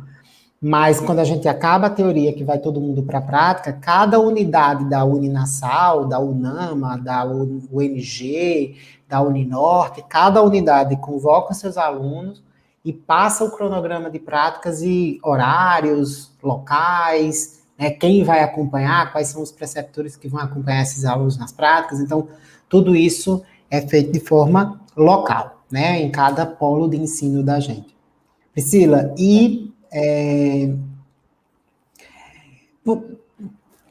pelo que a gente já discutiu aqui, certamente está claro quanto a área de fisioterapia respiratória, agora nesses últimos 2 anos, mais ainda, se tornou evidente, né, o quanto ela é importante e promissora. Nós vimos durante um Faltou período... profissional, fique claro. Exato. Faltou profissional. Nós vimos durante um período, né, Priscila? A gente viu durante um período as pessoas dizendo que estava saturado, que o mercado não comportava, era muito profissional sendo inserido, que, enfim. Qual a sua opinião com relação a isso? Se você acha que ainda é e vai permanecer sendo uma área promissora? Olha, o investimento, o SUS por si só, ele é um programa maravilhoso. Pena que ele não é posto em prática da forma como deveria. Então, a gente vê uma tendência hoje de crescimento na parte de saúde da família, mais de prevenção, de PSF, da atenção básica, exatamente. Mas não tem como o serviço terciário regredir. Ele é o que é hoje e ele ainda vai crescer. Vamos ver que, apesar de ter diminuído a taxa de natalidade, né, e a mortalidade ter sido acentuada nesses últimos tempos, tá? A gente vai estar se tornando um país de idosos, né? E por aí vai. Não vou só por esse lado, certo? Bora lá. O que é que vai acontecer? O que foi que aconteceu agora nesse momento? Todo mundo diz, não, mas abre mais leitos de UTI, abre mais leitos de UTI. Sim, e quem são os profissionais que vão trabalhar nesses leitos de UTI? A gente consegue ventilador, primeiro não tinha ventilador, aí conseguiu ventilador, não sei aonde, chegou, botou lá, monitor, beleza, e cadê o corpo? Recursos humanos, cadê? Ah, não, consegue, bota o pessoal para se formar com antecedência, colação de grau antecipada. Vocês devem ter visto as regulamentações que saíram por aí. E aí poderia ter se formado com um pouco mais de antecedência, dentro de alguns critérios. O médico, o enfermeiro, o fisioterapeuta e por aí vai.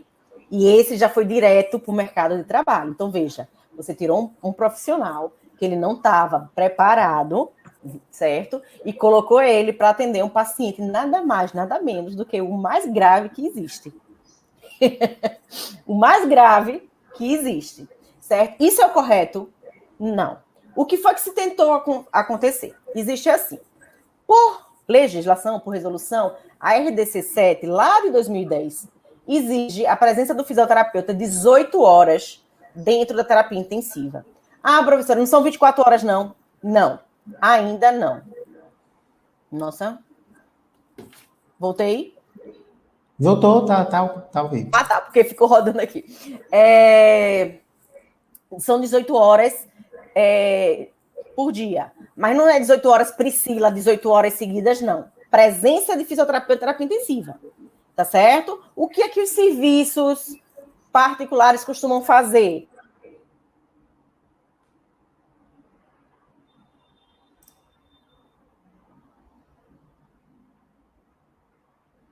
Certo? Isso de segunda a segunda. Mas aí, agora, com esse momento da Covid, o que está acontecendo? Alguns estados já conseguiram, em âmbito local, a presença obrigatória de 24 horas do fisioterapeuta. Então, não seria mais 18, porque, vamos ser honestos, chega a ser imoral. Você sair do emprego de 1 hora da manhã, correndo risco no retorno ao seu domicílio, certo? Então, a gente cresce aos poucos. Então, antes não tinha exigência do fisioterapeuta para o terceiro atendimento para estar lá presente à noite. Então, conseguiu isso um pouquinho lá atrás, em 2010. A exigência, certo? Quando eu estou falando do serviço público, a maioria do serviço público, ele já tem o esquema de 24 horas, por causa da forma de contratação do funcionário. Né? Vocês sabem que a jornada de trabalho do fisioterapeuta é estabelecida por lei de ser 30 horas semanais.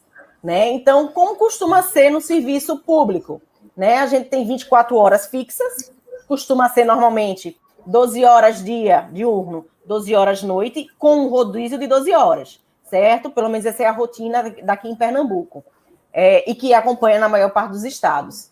E o rodízio normalmente é um domingo, então você dá um rodízio ou domingo dia ou domingo noite, 1 a cada 3, ou seja, trabalho hoje, domingo, folgo para os próximos 2, no outro eu já trabalho novamente. E aí contemplaria as 30 horas semanais, tá certo? Já no serviço privado, normalmente você tem as 24 horas fixas, com um plantão de 12 horas, aí pode ser um diurno noturno, e mais 6 horas quebradas. A regulamentação, pelo menos aqui do governo de Pernambuco, ela não permite para o plantonista concursado dar 6 horas de plantão partido. São 12 e acabou. Por isso que é esquema de rodízio. Tá certo? Mas o serviço privado, isso fica flexível e está dentro da lei. Então, jornada de trabalho funciona desse jeito. A exigência. Então, a RDC exige nacionalmente, né, a presença de 18 horas, pelo menos, de fisioterapia. Já estamos avançando aí para modificar essa legislação para ser 24 horas. Isso quer dizer o quê? O serviço que hoje tem 18 horas, ele normalmente tem plantonista diurno e tem um diarista à noite, de segunda a sexta, porque ele faz das 19 a 1 hora da manhã, segunda a sexta, e fecha 30 horas semanais. E aí tem gente aí para esquema de rodízio, como faz no sábado e domingo, para contemplar. Quando esse deixa de ser diarista para ser plantonista, porque vão ser 12 horas, você, para cada UTI, você já vai ter que estar contratando mais profissional. Então, isso é um caminho. Lembrando, né, Priscila, que Ítalo, e aquelas 3, 4 horas que ficassem fisioterapeuta? É isso que a gente está lutando. Às vezes, regride todo o atendimento da gente. Exatamente. A gente o plantonista chega no outro dia e pega uma maior bagunça o paciente. É tipo, gente, de coração, a sensação é de enxugar gelo. É você dar aqui, pegou o paciente intercorrendo, trabalha, o paciente estabilizou, começa a passar o dia bem, saiu de 1 hora da manhã, o fisioterapeuta, o que estava lá na noite, e deixou a passagem de plantão, como não é presencial, às vezes é uma passagem escrita, né? Dizendo como estava, e quando você encontra uma coisa completamente diferente, né? Então, essa lacuna ela vai ser preenchida, é só questão de tempo. Então, alguns estados, como, por exemplo, o Rio Grande do Norte, conseguiu efetivar isso agora, nesse período de pandemia. As unidades que abriram com fisioterapeuta, todas abriram com fisioterapeuta, e abriu para a Covid, né? Abriu com 24 horas, não foram com 18 horas, foram 24 horas, e com um valor um pouco acima do que o usual por ser unidade Covid, certo? Professora, mas você está dizendo de pessoas que, às vezes, até colaram grau antes e foram para o mercado de trabalho. Mas aí, o que foi que aconteceu? Que se usou como estratégia? Existe também, já lá, desde 2010, dessa RDC 7, a exigência da presença do coordenador de terapia intensiva, certo? Que é uma pessoa que vai passar mais vezes lá e que vai conseguir acompanhar o paciente de forma mais regular. Então, teoricamente, quem mais vai conhecer o paciente é o coordenador da UTI, coordenador fisioterapeuta, certo? Da UTI. Qual é a particularidade desse coordenador? Pela lei, certo? Ele obrigatoriamente tem que ter o título de especialista. Então, aquele título de especialista que a gente falou, que só pode se submeter com 2 anos de formado, né, que ter a pós-graduação, não é ter o título, mas ela me dá subsídios de eu obter o título, né, é o que vai me fazer ser um dia coordenador de UTI, tá certo? Então, mais experiências, botaram para coordenar os que estavam mais novos, vamos dizer assim, recém-chegados na profissão, certo? Então, isso eu estou falando de uma realidade bem recente, tá certo? Mas o que é que acontecia? Bom, vamos abrir tantas UTIs, tantos novos leitos. Quantos leitos um fisioterapeuta ele pode atender? Por lei, no máximo 10. Mas eu estou numa UTI que tem 4 leitos. Eu posso atender essa UTI e sair para atender mais 6? Não. Ou por UTI, ou no máximo 10 leitos. Uma UTI tem 12 leitos, vai ter que ter 2 fisioterapeutas. Isso já é definido. Isso aí a gente ganha fácil. Já existe fiscalização do nosso conselho e tudo caindo em cima, né? Inclusive, gente, é sobre essa fiscalização e é sobre essas leis, regulamentações da profissão que a gente hoje luta para que seja instituída a obrigatoriedade de todo o serviço de terapia intensiva ter plantonista 24 horas de fisioterapeuta. Exato. Gente, isso é essencial. Aí você vê, só um adendo, Priscila, você vê, numa situação como essa agora, de emergência de saúde pública, foi colocado.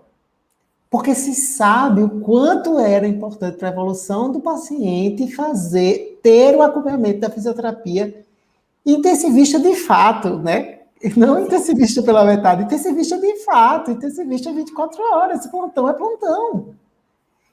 Então, volto àquilo que eu disse mais cedo, eu espero que realmente deste caos, que realmente desse momento tão louco que a humanidade tem vivido, eu vislumbro que a gente vai ter progressos em diversos setores e tenho certeza que a sensibilidade para esse aspecto vai aumentar mais ainda. Vai lá para você. Com certeza. E vai aumentar não só a sensibilidade, porque quem não está dando conta. Algumas UTIs fecharam agora. Sim, mas a situação não mudou. Vamos lá, para a realidade. Qual era a realidade do fisioterapeuta que trabalha em terapia intensiva nesse período, né? Ou que começou a trabalhar, certo? Ele não tinha 2 vínculos. Tinha fisioterapeuta que tinha, às vezes, 4 vínculos, saia emendando de um para o outro, de um para o outro, de um para o outro. Você acha que ele vai ter condições de saúde? Mas ele fazia isso por quê? Não tinha profissional. Então, muita gente pegou aquela famosa fisioterapia por amor, né? O meu papel na sociedade, né? Enquanto ser, tudinho. Sim, graças a Deus, tem muita gente com bom coração. E o que foi que começou a acontecer? No início, o pessoal aguentava. Mas e depois? Aí eu pergunto para vocês têm ideia de quantos profissionais estavam com suspeita de ter Covid e não tinham, que na verdade era fadiga? Essa fadiga existiria se existisse mais profissionais qualificados trabalhando nesse serviço? Tá entendendo? Então, sim, tem espaço para todos. Mas vamos lá, sai um pouquinho da terapia intensiva. As UTIs lotadas com fila de espera. Né? Era assim, saiu do ventilador mecânico, sai de alta da UTI porque já tem outro para entrar. Aí saiu da oxigenoterapia, sai do hospital e vai embora para casa. Então, o perfil do meu paciente em domicílio mudou também. Todo mundo sentiu isso. Então, o seu paciente que você acompanhava da neuro, que teve a Covid, mas sobreviveu, ele já voltou com problema respiratório também.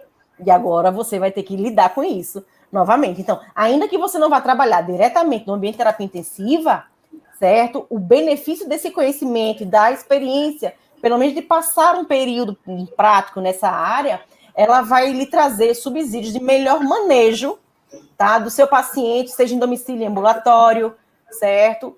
E você vai entender o que é o paciente potencialmente grave, né? Que só quem vê é aquele que sabe realmente, ó, esse caminho tá assim, o caminho, o desfecho é esse.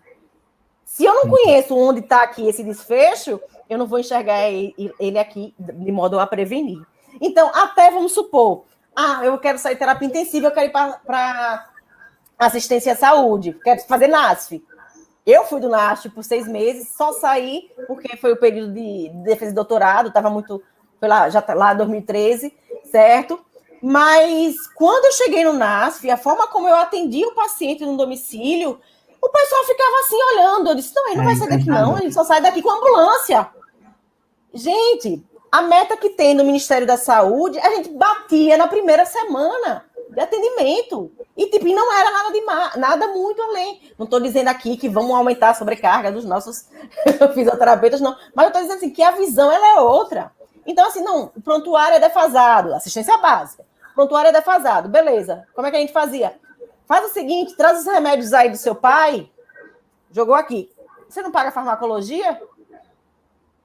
Pegar, esse remédio é para isso, pronto. Então, ele provavelmente vai ter ICC, vai ter não sei o quê, vai ter pererê, pará. Não sabia? Pegava o telefone e ligava para o farmacêutico da equipe, né? Ó, tem essa medicação e essa outra que eu não conheço, pererê. E aí a gente fez. Já chegava para o médico, pronto, o paciente, na verdade. Ó, encaminha para lá, para cá.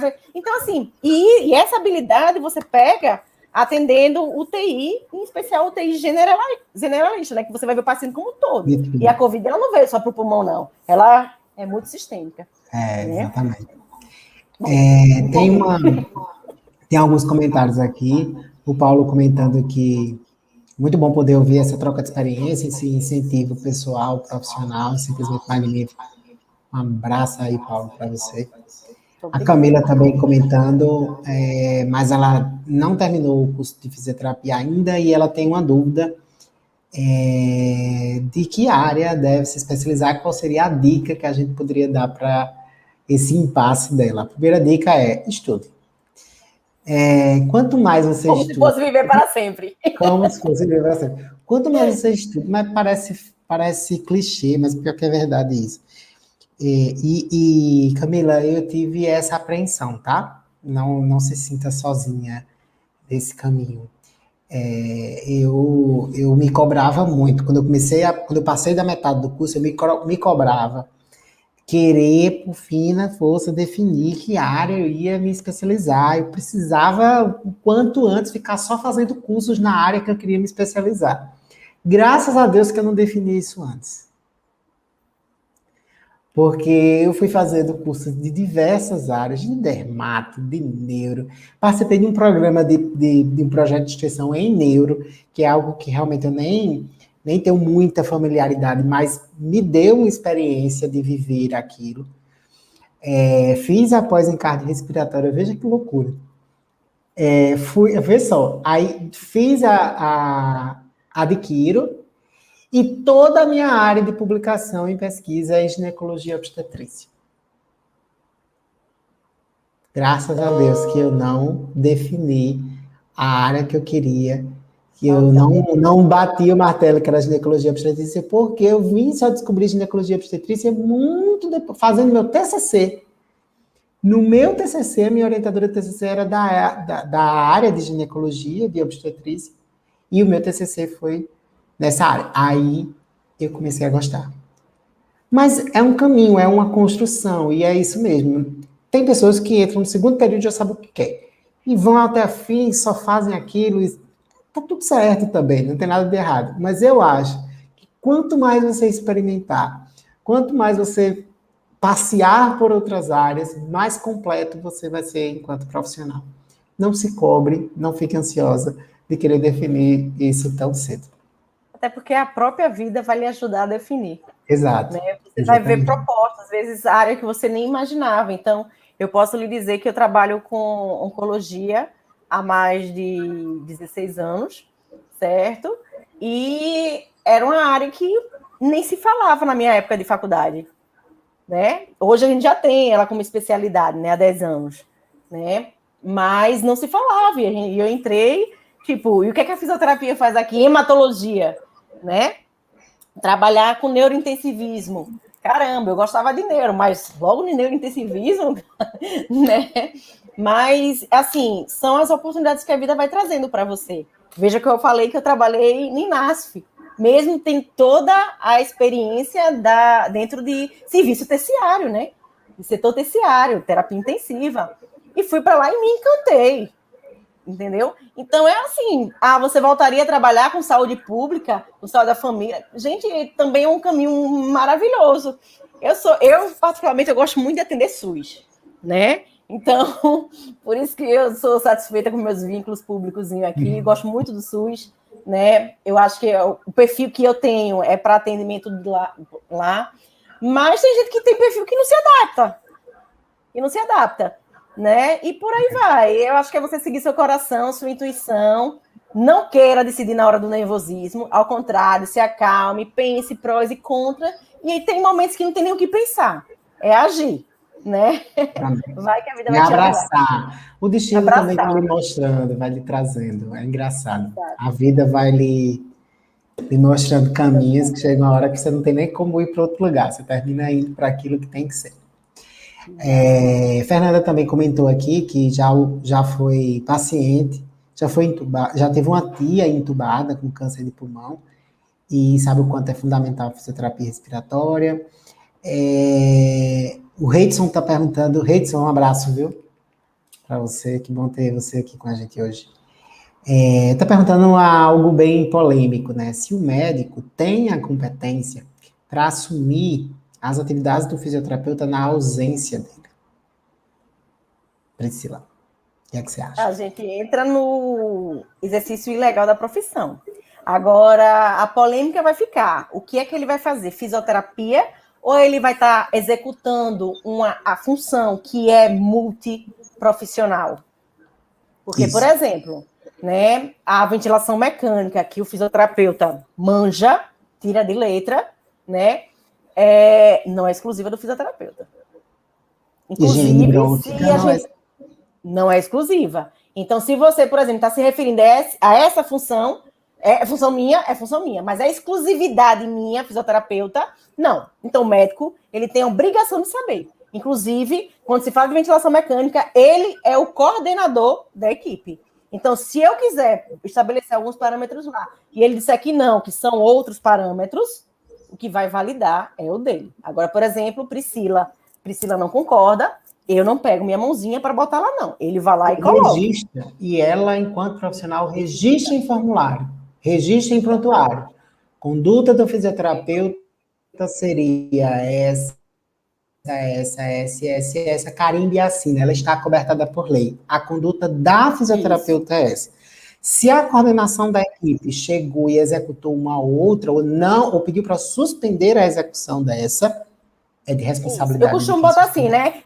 Do caso, com o MP ou médico diarista, ou seja lá quem for, né? Mostrado que o caminho seria entretanto, optam por deixar pronto, tá claro para todo mundo o que aconteceu. Isso. Mas veja só, tem médicos que sabem manejar muito bem, certo?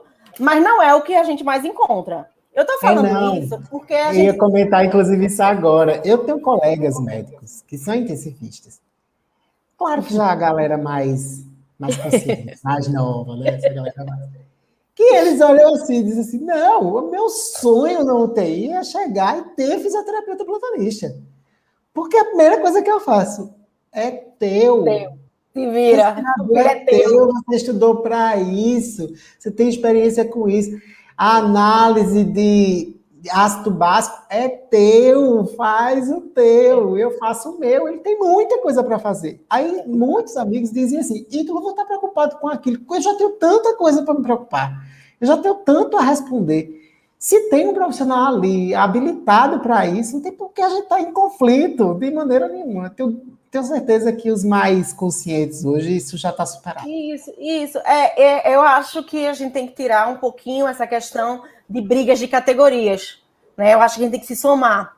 Então, eu não acho ruim o médico ter um salário maior do que o da gente. Eu acho ruim a gente receber menos que eles. Certo? Exatamente. Então, o negócio não é brigar para ele baixar o salário dele. O negócio é a gente brigar para a gente crescer enquanto categoria. O negócio não é brigar com a enfermagem para ver quem é melhor, fisioterapia ou enfermeiro. Né? Para mim, não tem cabimento nenhum. Né? Então, assim, dá para a gente conciliar tudo. Então, dependendo da função, não. Se você está falando, vou fazer um treinamento de musculatura, vou fazer um treinamento de endurance, de fortalecimento, de endurance, certo? Fazer todas as atribuições que o fisioterapeuta faz com exclusividade da fisioterapia, não, ele não tem competência. Mas para o que é multiprofissional, ele deveria ter capacidade, né? Competência para isso, tá certo? Ele e outra equipe. Essa questão da ventilação, só para fechar um pouquinho, quando começou esse boom da Covid, né, teve um movimento do pessoal da enfermagem valorizando o enfermeiro como um agente também responsável pela ventilação mecânica, certo? Eu nem entrei em discussão. Sabe por quê? Porque o enfermeiro já é tão assoberbado, porque a realidade dos que trabalham comigo é que eles não querem nem encostar nessa parte, certo? Pelo menos a minha vivência. Mas teve esse movimento. Não sei se vocês acompanharam isso aí. Não cabe. Como eu disse, é minha função, eu sei o que é minha função, eu sei o que não é minha função. Se não é... Aí alguém pergunta, se não é sua, é de quem? Aí vamos perguntar a cada categoria, ou ver a legislação, cabe à minha profissão, eu definir o que é, meu conselho definir o que é ou não, certo? Atribuição nossa. Tem outros comentários aqui também falando sobre, você levantou a bandeira do SUS aqui, que eu acho fantástico também, comentando, né, quer aprender realmente a manejar, vá para o SUS, né? Aí você realmente... Quer aprender o quê? Repete aí, Ítalo, por favor. Tudo, né? A manejar, aprender a trabalhar, aprender a tratar paciente, ver todos os tipos de patologias e evoluções distintas, né? Porque você vai realmente aprender muito trabalhando no SUS. Por isso Priscila é tão boa, né? Por isso que ela tem tanta experiência aqui para trazer para a gente. Gente, tem um aspecto que eu acho que é importante a gente tratar aqui, com relação à remuneração, né? É sempre um tema polêmico. Eu fui da época, Priscila, você deve lembrar disso, que as pessoas diziam assim, vamos estudar para trabalhar na UTI, porque TI ganha bem. Vamos trabalhar de plantão, que quem melhor paga fisioterapeuta é plantão. O que tu acha, Priscila? Traz aí essa remuneração da área. Vamos lá. Bom, não falta vaga, certo? Onde vira tem concurso, quando não tem concurso tem contratação, seja para plantonista extraordinário, como se chama, seja para contratos temporários, certo? Contratação simples, como seja o nome. Isso pelo serviço público, tá? E pelo serviço privado, como eu falei, a questão de você já ter pelo menos ingressar na pós-graduação, isso já lhe abre caminhos e oportunidades para você entrar no mercado de trabalho. Tá, remuneração. Como é que é isso? Bom, vai depender para que caminho você siga, certo? Quando eu estou falando do âmbito serviço privado, você pode ter a CLT, e aí você vai ter as vantagens de CLT. Mas esse valor que a gente recebe, ele é bom? Vejam só, se você analisar, logo quando o fisioterapeuta ele ingressa no serviço, de cara, não vai ser tão bom assim. Não é ruim, mas não é tão bom assim. A maioria dos serviços particulares, pelo menos os que eu conheço, na nossa região, certo? Eles pagam certinho, em dia. E tem outras vantagens. E aí você vai ver se é vantagem ou não. Então, além daquele salário, você vai receber plano de saúde, você vai ter direito a alguns outros benefícios que cabe àquela empresa, certo? Professora, é válido, você está enrolando muito. Não, eu não estou enrolando muito, certo? Mas ele chega a ser cerca de 1,5 salário, 2 salários mínimos para quem está ingressando no início. E aí, sendo CLT, você vai fazer o quê? Você tem anualmente, você tem um aumento, e a cada 5 anos, como é que chama, Ítala? É quinquênio, eu esqueci o nome, tem tanto tempo que eu não sou do É um privado. prêmio, eles chamam de salário prêmio, né? Uma bonificação. Aí você migra como se fosse assim para uma outra categoria. Pronto, aí já Isso. começou realmente a valer a pena, entendeu? Com 5 anos de casa. Ah, mas CLT eu posso ser demitido. Sim, pode. Até pode, mas veja só. Eu Se acho, você Priscila, também que trabalhar tudo a maneira como perfil, você trabalha, o perfil. Tem pessoas que realmente gostam muito do setor privado. Essa progressão de cargos e salários que a Priscila comentou é algo muito interessante, né? Você também precisa entender que não é só naquele setor e naquele local que você está trabalhando que você está fazendo sua carreira, né? Você está exato. progredindo ali, mas você está sendo visto pelo mercado. E E seu é pai, aí onde eu quero chegar, Ítalo. Porque, por exemplo, você trabalha no serviço privado, é vitrine, é assim que a gente chama na prática mesmo. É vitrine para você ter, por exemplo, seus pacientes em domicílio. Então, tem muita gente que leva como estratégia o quê? Ter um vínculo mesmo, né? Como seletista, se for serviço privado, tá? E lá, como vitrine, ele vai captar assim, por mostrar que ele é na prática, as pessoas gostarem do serviço, os médicos vão vendo e os próprios a médicos vão indicando família. você, né, para médico, enfermeiro, família, né, vão estar encaminhando você para, desculpe, você não, vão estar encaminhando pacientes para você, que vai chegar um momento que você não vai nem aguentar atender tudo sozinho. Eu digo isso porque eu conheço várias pessoas que são desse jeito. E aí, o que é que acontece? Você não precisa estar necessariamente associado a uma empresa de assistência domiciliar. Você é autônomo, nós somos autônomos, certo? Então você pode cobrar sua consulta particular, o valor que você quiser. Ah, mas quanto é que o pessoal está cobrando? Bom, eu não quero saber quanto estão cobrando, porque tem muita gente fazendo besteira por aí, né? Qual o preço? Infelizmente. Toda categoria tem. Ah, não cobra avaliação, faço um pacote, faço isso, faço aquilo. Não. Isso é inconstitucional, isso é ilegal, certo? Você responde processos éticos e por aí vai, tá? Então, o que é que tem? Existe uma tabela, né, de honorários, de referência de honorários da fisioterapia, que é o RNFP, sei lá, certo? Assim, que ele tem um reajuste anual, tá certo? Que são os referenciais nacionais de honorários da fisioterapia, RNHF. Para qualquer procedimento, tá, gente? Não é só Para para. qualquer procedimento. Inclusive, isso eu estava trabalhando em sala de aula ontem, né? Para mostrar a necessidade de se cobrar uma avaliação, porque sim, a avaliação é importante, e além da avaliação, cada exame funcional que você realize, que também está lá nesse documento que é feito pelo nosso Conselho Federal. Então, nós temos resposta. E aquilo ali é o valor mínimo sugerido. Mínimo sugerido. Lá, para o plantão. É para que não gere também, pessoal, uma concorrência desleal. Isso também fere ao nosso código de ética, né? Vocês já pagaram a ética, vocês lembram disso. Então, você não pode dizer, ó, você fecha um pacote comigo de 10 atendimentos, eu lhe dou um e tal. Isso gera uma concorrência desleal. E você está ferindo sua própria profissão. Isso é o tipo de atividade que você não pode fazer. O pessoal por aí cobra avaliação para poder lhe atender. Eu lhe dou a avaliação, você vai pagar só o tratamento. Gente, isso não existe. A avaliação faz parte. A avaliação é 80% da abordagem. Se você não sabe avaliar, você não sabe como tratar. Exatamente. Vai ser Ctrl-C, Ctrl-V para todo mundo, né? Então não tem como. Como é que você vai desvalorizar desse jeito uma avaliação?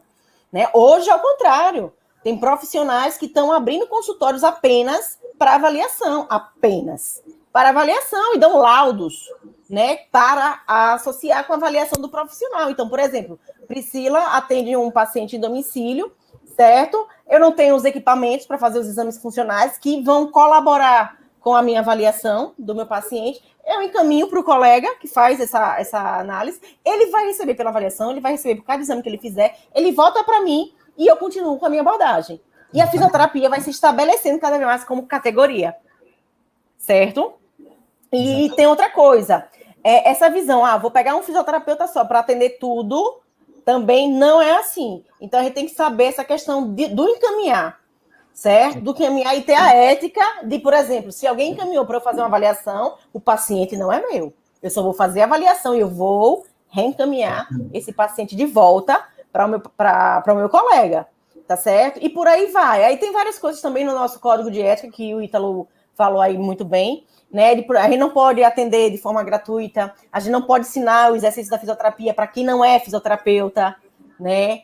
Então tem tipo, mas eu vou ajudar, eu quero ser bonzinho. Eu não vou vir todo dia atender você, mas eu vou lhe ensinar, e aí você faz um dia sim, outro dia não. Ensinar ao cuidador fazer. Gente, isso não é orientação, tá? É diferente. Vamos separar as coisas. Sim. Uma coisa é você orientar o cuidador a fazer mudança de postura, como melhor levantar, como melhor conduzir. Isso é orientação. Isso faz parte da nossa atribuição. A gente precisa fazer isso. Mas ensinar a fazer a fisioterapia no seu lugar, isso é legal. No papel do fisioterapeuta. Assumir o papel. É legal. Certo? Então, assim, você no serviço privado, é interessante que você tenha um vínculo, né? Muitas das pessoas têm 2 vínculos, então você já fica com um salário bom, né? Infelizmente, a realidade do país é a gente ter mais de um emprego, né? Então, a grande massa da população tem pelo menos 2 vínculos empregatícios, certo? Estou falando da fisioterapia, tá certo? Da fisioterapia. Ou pode ter essa questão do atendimento domiciliar. Pode ter 2 vínculos e pode ter a assistência domiciliar.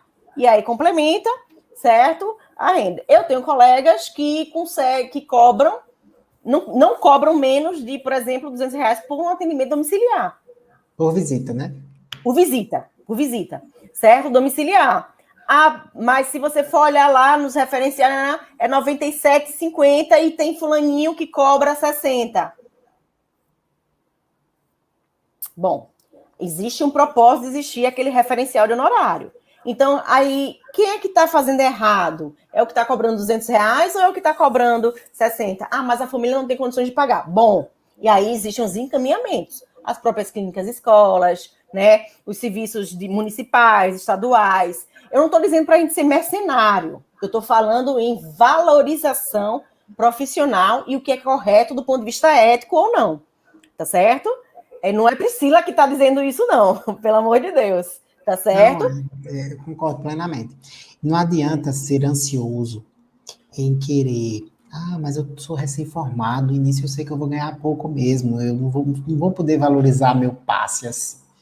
Ninguém está dizendo que você vai querer já no primeiro ano ganhar o que você vai ganhar daqui a 10 anos. Mas siga pelo menos o mínimo referencial. Sabe por quê? Porque quem primeiro precisa começar a valorizar o seu trabalho é você mesmo. É clichê, mas é verdade. Vai valorizar, né? Vai chegar um momento que se você botar na ponta do lápis, você precisa precificar. Tudo que você vai fazer, você precisa precificar. Quanto custa esse seu atendimento? Quanto custa você sair da sua casa, você chegar à casa do paciente, a manutenção dos seus equipamentos? Quanto custa você executar tudo que você está executando? Muitas vezes, se você botar na ponta do lápis, não cobre os custos do que essas pessoas estão cobrando. Exatamente. Então, você está pagando para trabalhar. Para assistência. Então, você não vai ascender nunca. Essa pessoa não vai ascender nunca.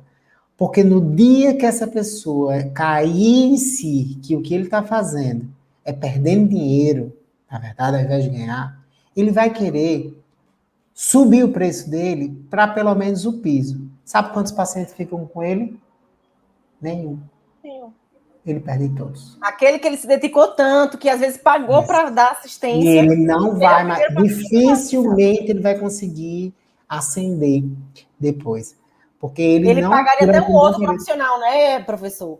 Ele pagaria até um outro, mas você que ele já cobrou, que já cobrou básico, ele não vai você. Ele vai dizer, não, você, esse preço, você, não, por esse preço eu vou para fulano. Exato. Veja a visão que ele já criou do seu serviço. Que o seu serviço não vale isso, o do outro até vale, mas o seu não. Às vezes você está fazendo até melhor do que o outro. Isso. Então, é aí onde mora, né, a gente ter cuidado, lapidação, zelo pela profissão. O zelo pela profissão. A minha perspectiva da profissão, da nossa área de atuação, de terapia intensiva, é de crescer cada vez mais. Para vocês terem ideia, o último concurso público aqui do estado, certo, de Pernambuco, né, ele já categorizou por área de atuação. Então, por exemplo, você tem 2 anos de formado, mas já passou 3 anos de formado, já tem um título de especialista em terapia intensiva. Você podia se candidatar à vaga que tinha destinada para terapia intensiva. Outro colega tinha 20 anos de profissão, bom profissional, mas não tinha o título, ele não podia concorrer para fisioterapia em terapia intensiva. A fisioterapia já está chegando nessa instância, já chegou nessa instância. E olhe que, por lei, a exigência de ter o título, atualmente, é só do coordenador. É só do coordenador. Mas, em breve, vai ser de todos aqueles que trabalham ali dentro. Tá certo? Então, isso é uma coisa que a gente tem que discutir muito bem. E não foi só na terapia intensiva, não. Isso foi para a fisioterapia respiratória, que é outra prova de títulos, para a fisioterapia respiratória, certo? Para a parte de neuro foi outra seleção. E aí tem o conselho batendo em cima para os que fizeram concurso para fisioterapia motora. Porque pelo Estado, certo? Existiu lá atrás, né? Concurso para fisioterapeuta motora. E foi uma briga. Gente, saía assim no edital, tá? Saía no edital desse jeito. O cargo era fisioterapeuta motor. Era exatamente. A descrição do cargo. A descrição do cargo era assim. E aí o que aconteceu? Quem foi aprovado, mas ficou no excedente de vagas, queria ser chamado antes desse concurso mais recente. Só que esse concurso mais recente não existia o fisioterapeuta motor. Já existia o quê? A fisioterapia especializada. E aí foi uma briga judicial, porque quem tinha passado como fisioterapeuta motor queria ser chamado, mas quem fez o concurso agora, já como a lei manda, certo? É quem tinha o direito de entrar. Né? Então, veja, isso foi antes da pandemia, gente. Tem uns 3 anos, 4 anos, sei lá. Certo? 3, 4 anos aqui agora. Veja, a gente está caminhando para essa realidade. Então, tem sim mercado de trabalho. No Estado, como eu já falei, a gente trabalha 12 por 60, né?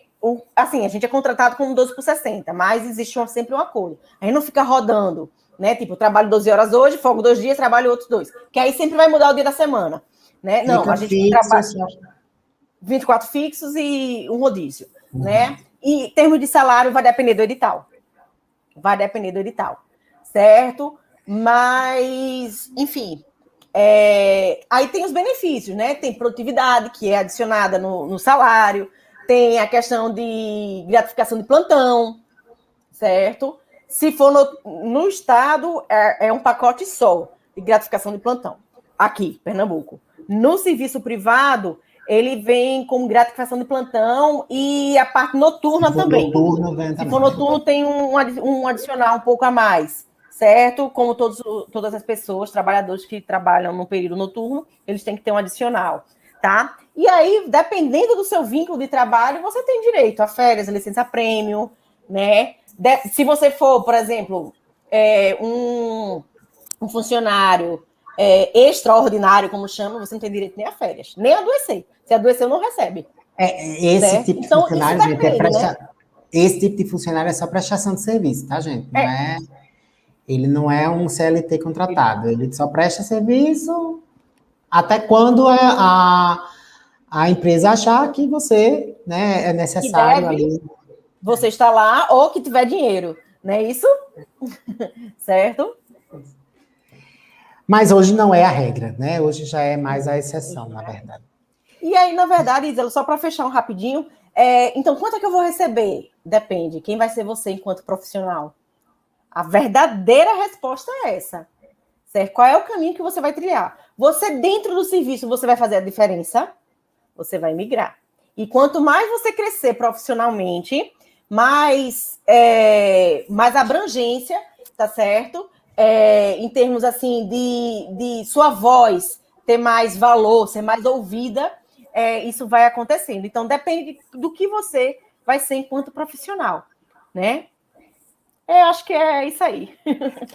Bom, gente, já estamos aqui há quase 2 horas de live hoje. Foi muito boa, um papo muito interessante. E acho que os nossos alunos gostaram muito também aqui, pelo que eu estou lendo aqui dos comentários. É bem proveitoso trazer esse tema à tona com Priscila, que é do mercado, é professora também, mas vive o mercado, né? A semana inteira ela tem muita experiência já na área de terapia intensiva. Vamos ter outros eventos, né, que vai trazer mais outras temáticas com outros profissionais, também alguns com Priscila. Fiquem ligados, a gente vai estar sempre divulgando para vocês, tá? Sei que tem alguns alunos também que já estão entrando aí na fase de TCC. A gente vai ter, nos próximos 15 dias, eu já devo começar a divulgar um novo evento aí de preparação dos TCCs de vocês. Maravilha. Vai ter muito evento legal aí nesse semestre agora, então fiquem ligados, tá? Já estão todos convidados. Priscila, muito, muito, muito, muito obrigado pela sua contribuição, pela sua participação, por compartilhar a sua experiência conosco. Tenho certeza que os meninos estão tudo aqui fazendo comentários muito positivos ao seu respeito. Que bom. Aí a Natália já falando na Sobrafi. Eita, danada.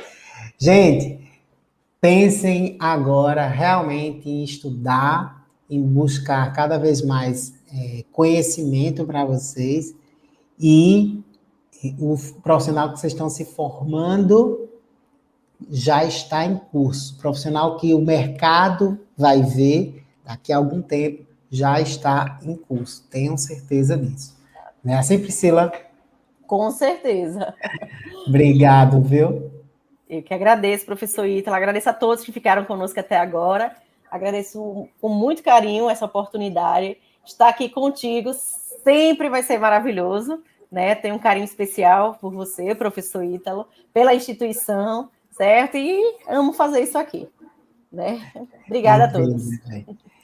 Um abraço, fiquem com Deus. Boa noite para vocês. Tchau, gente. Até a próxima.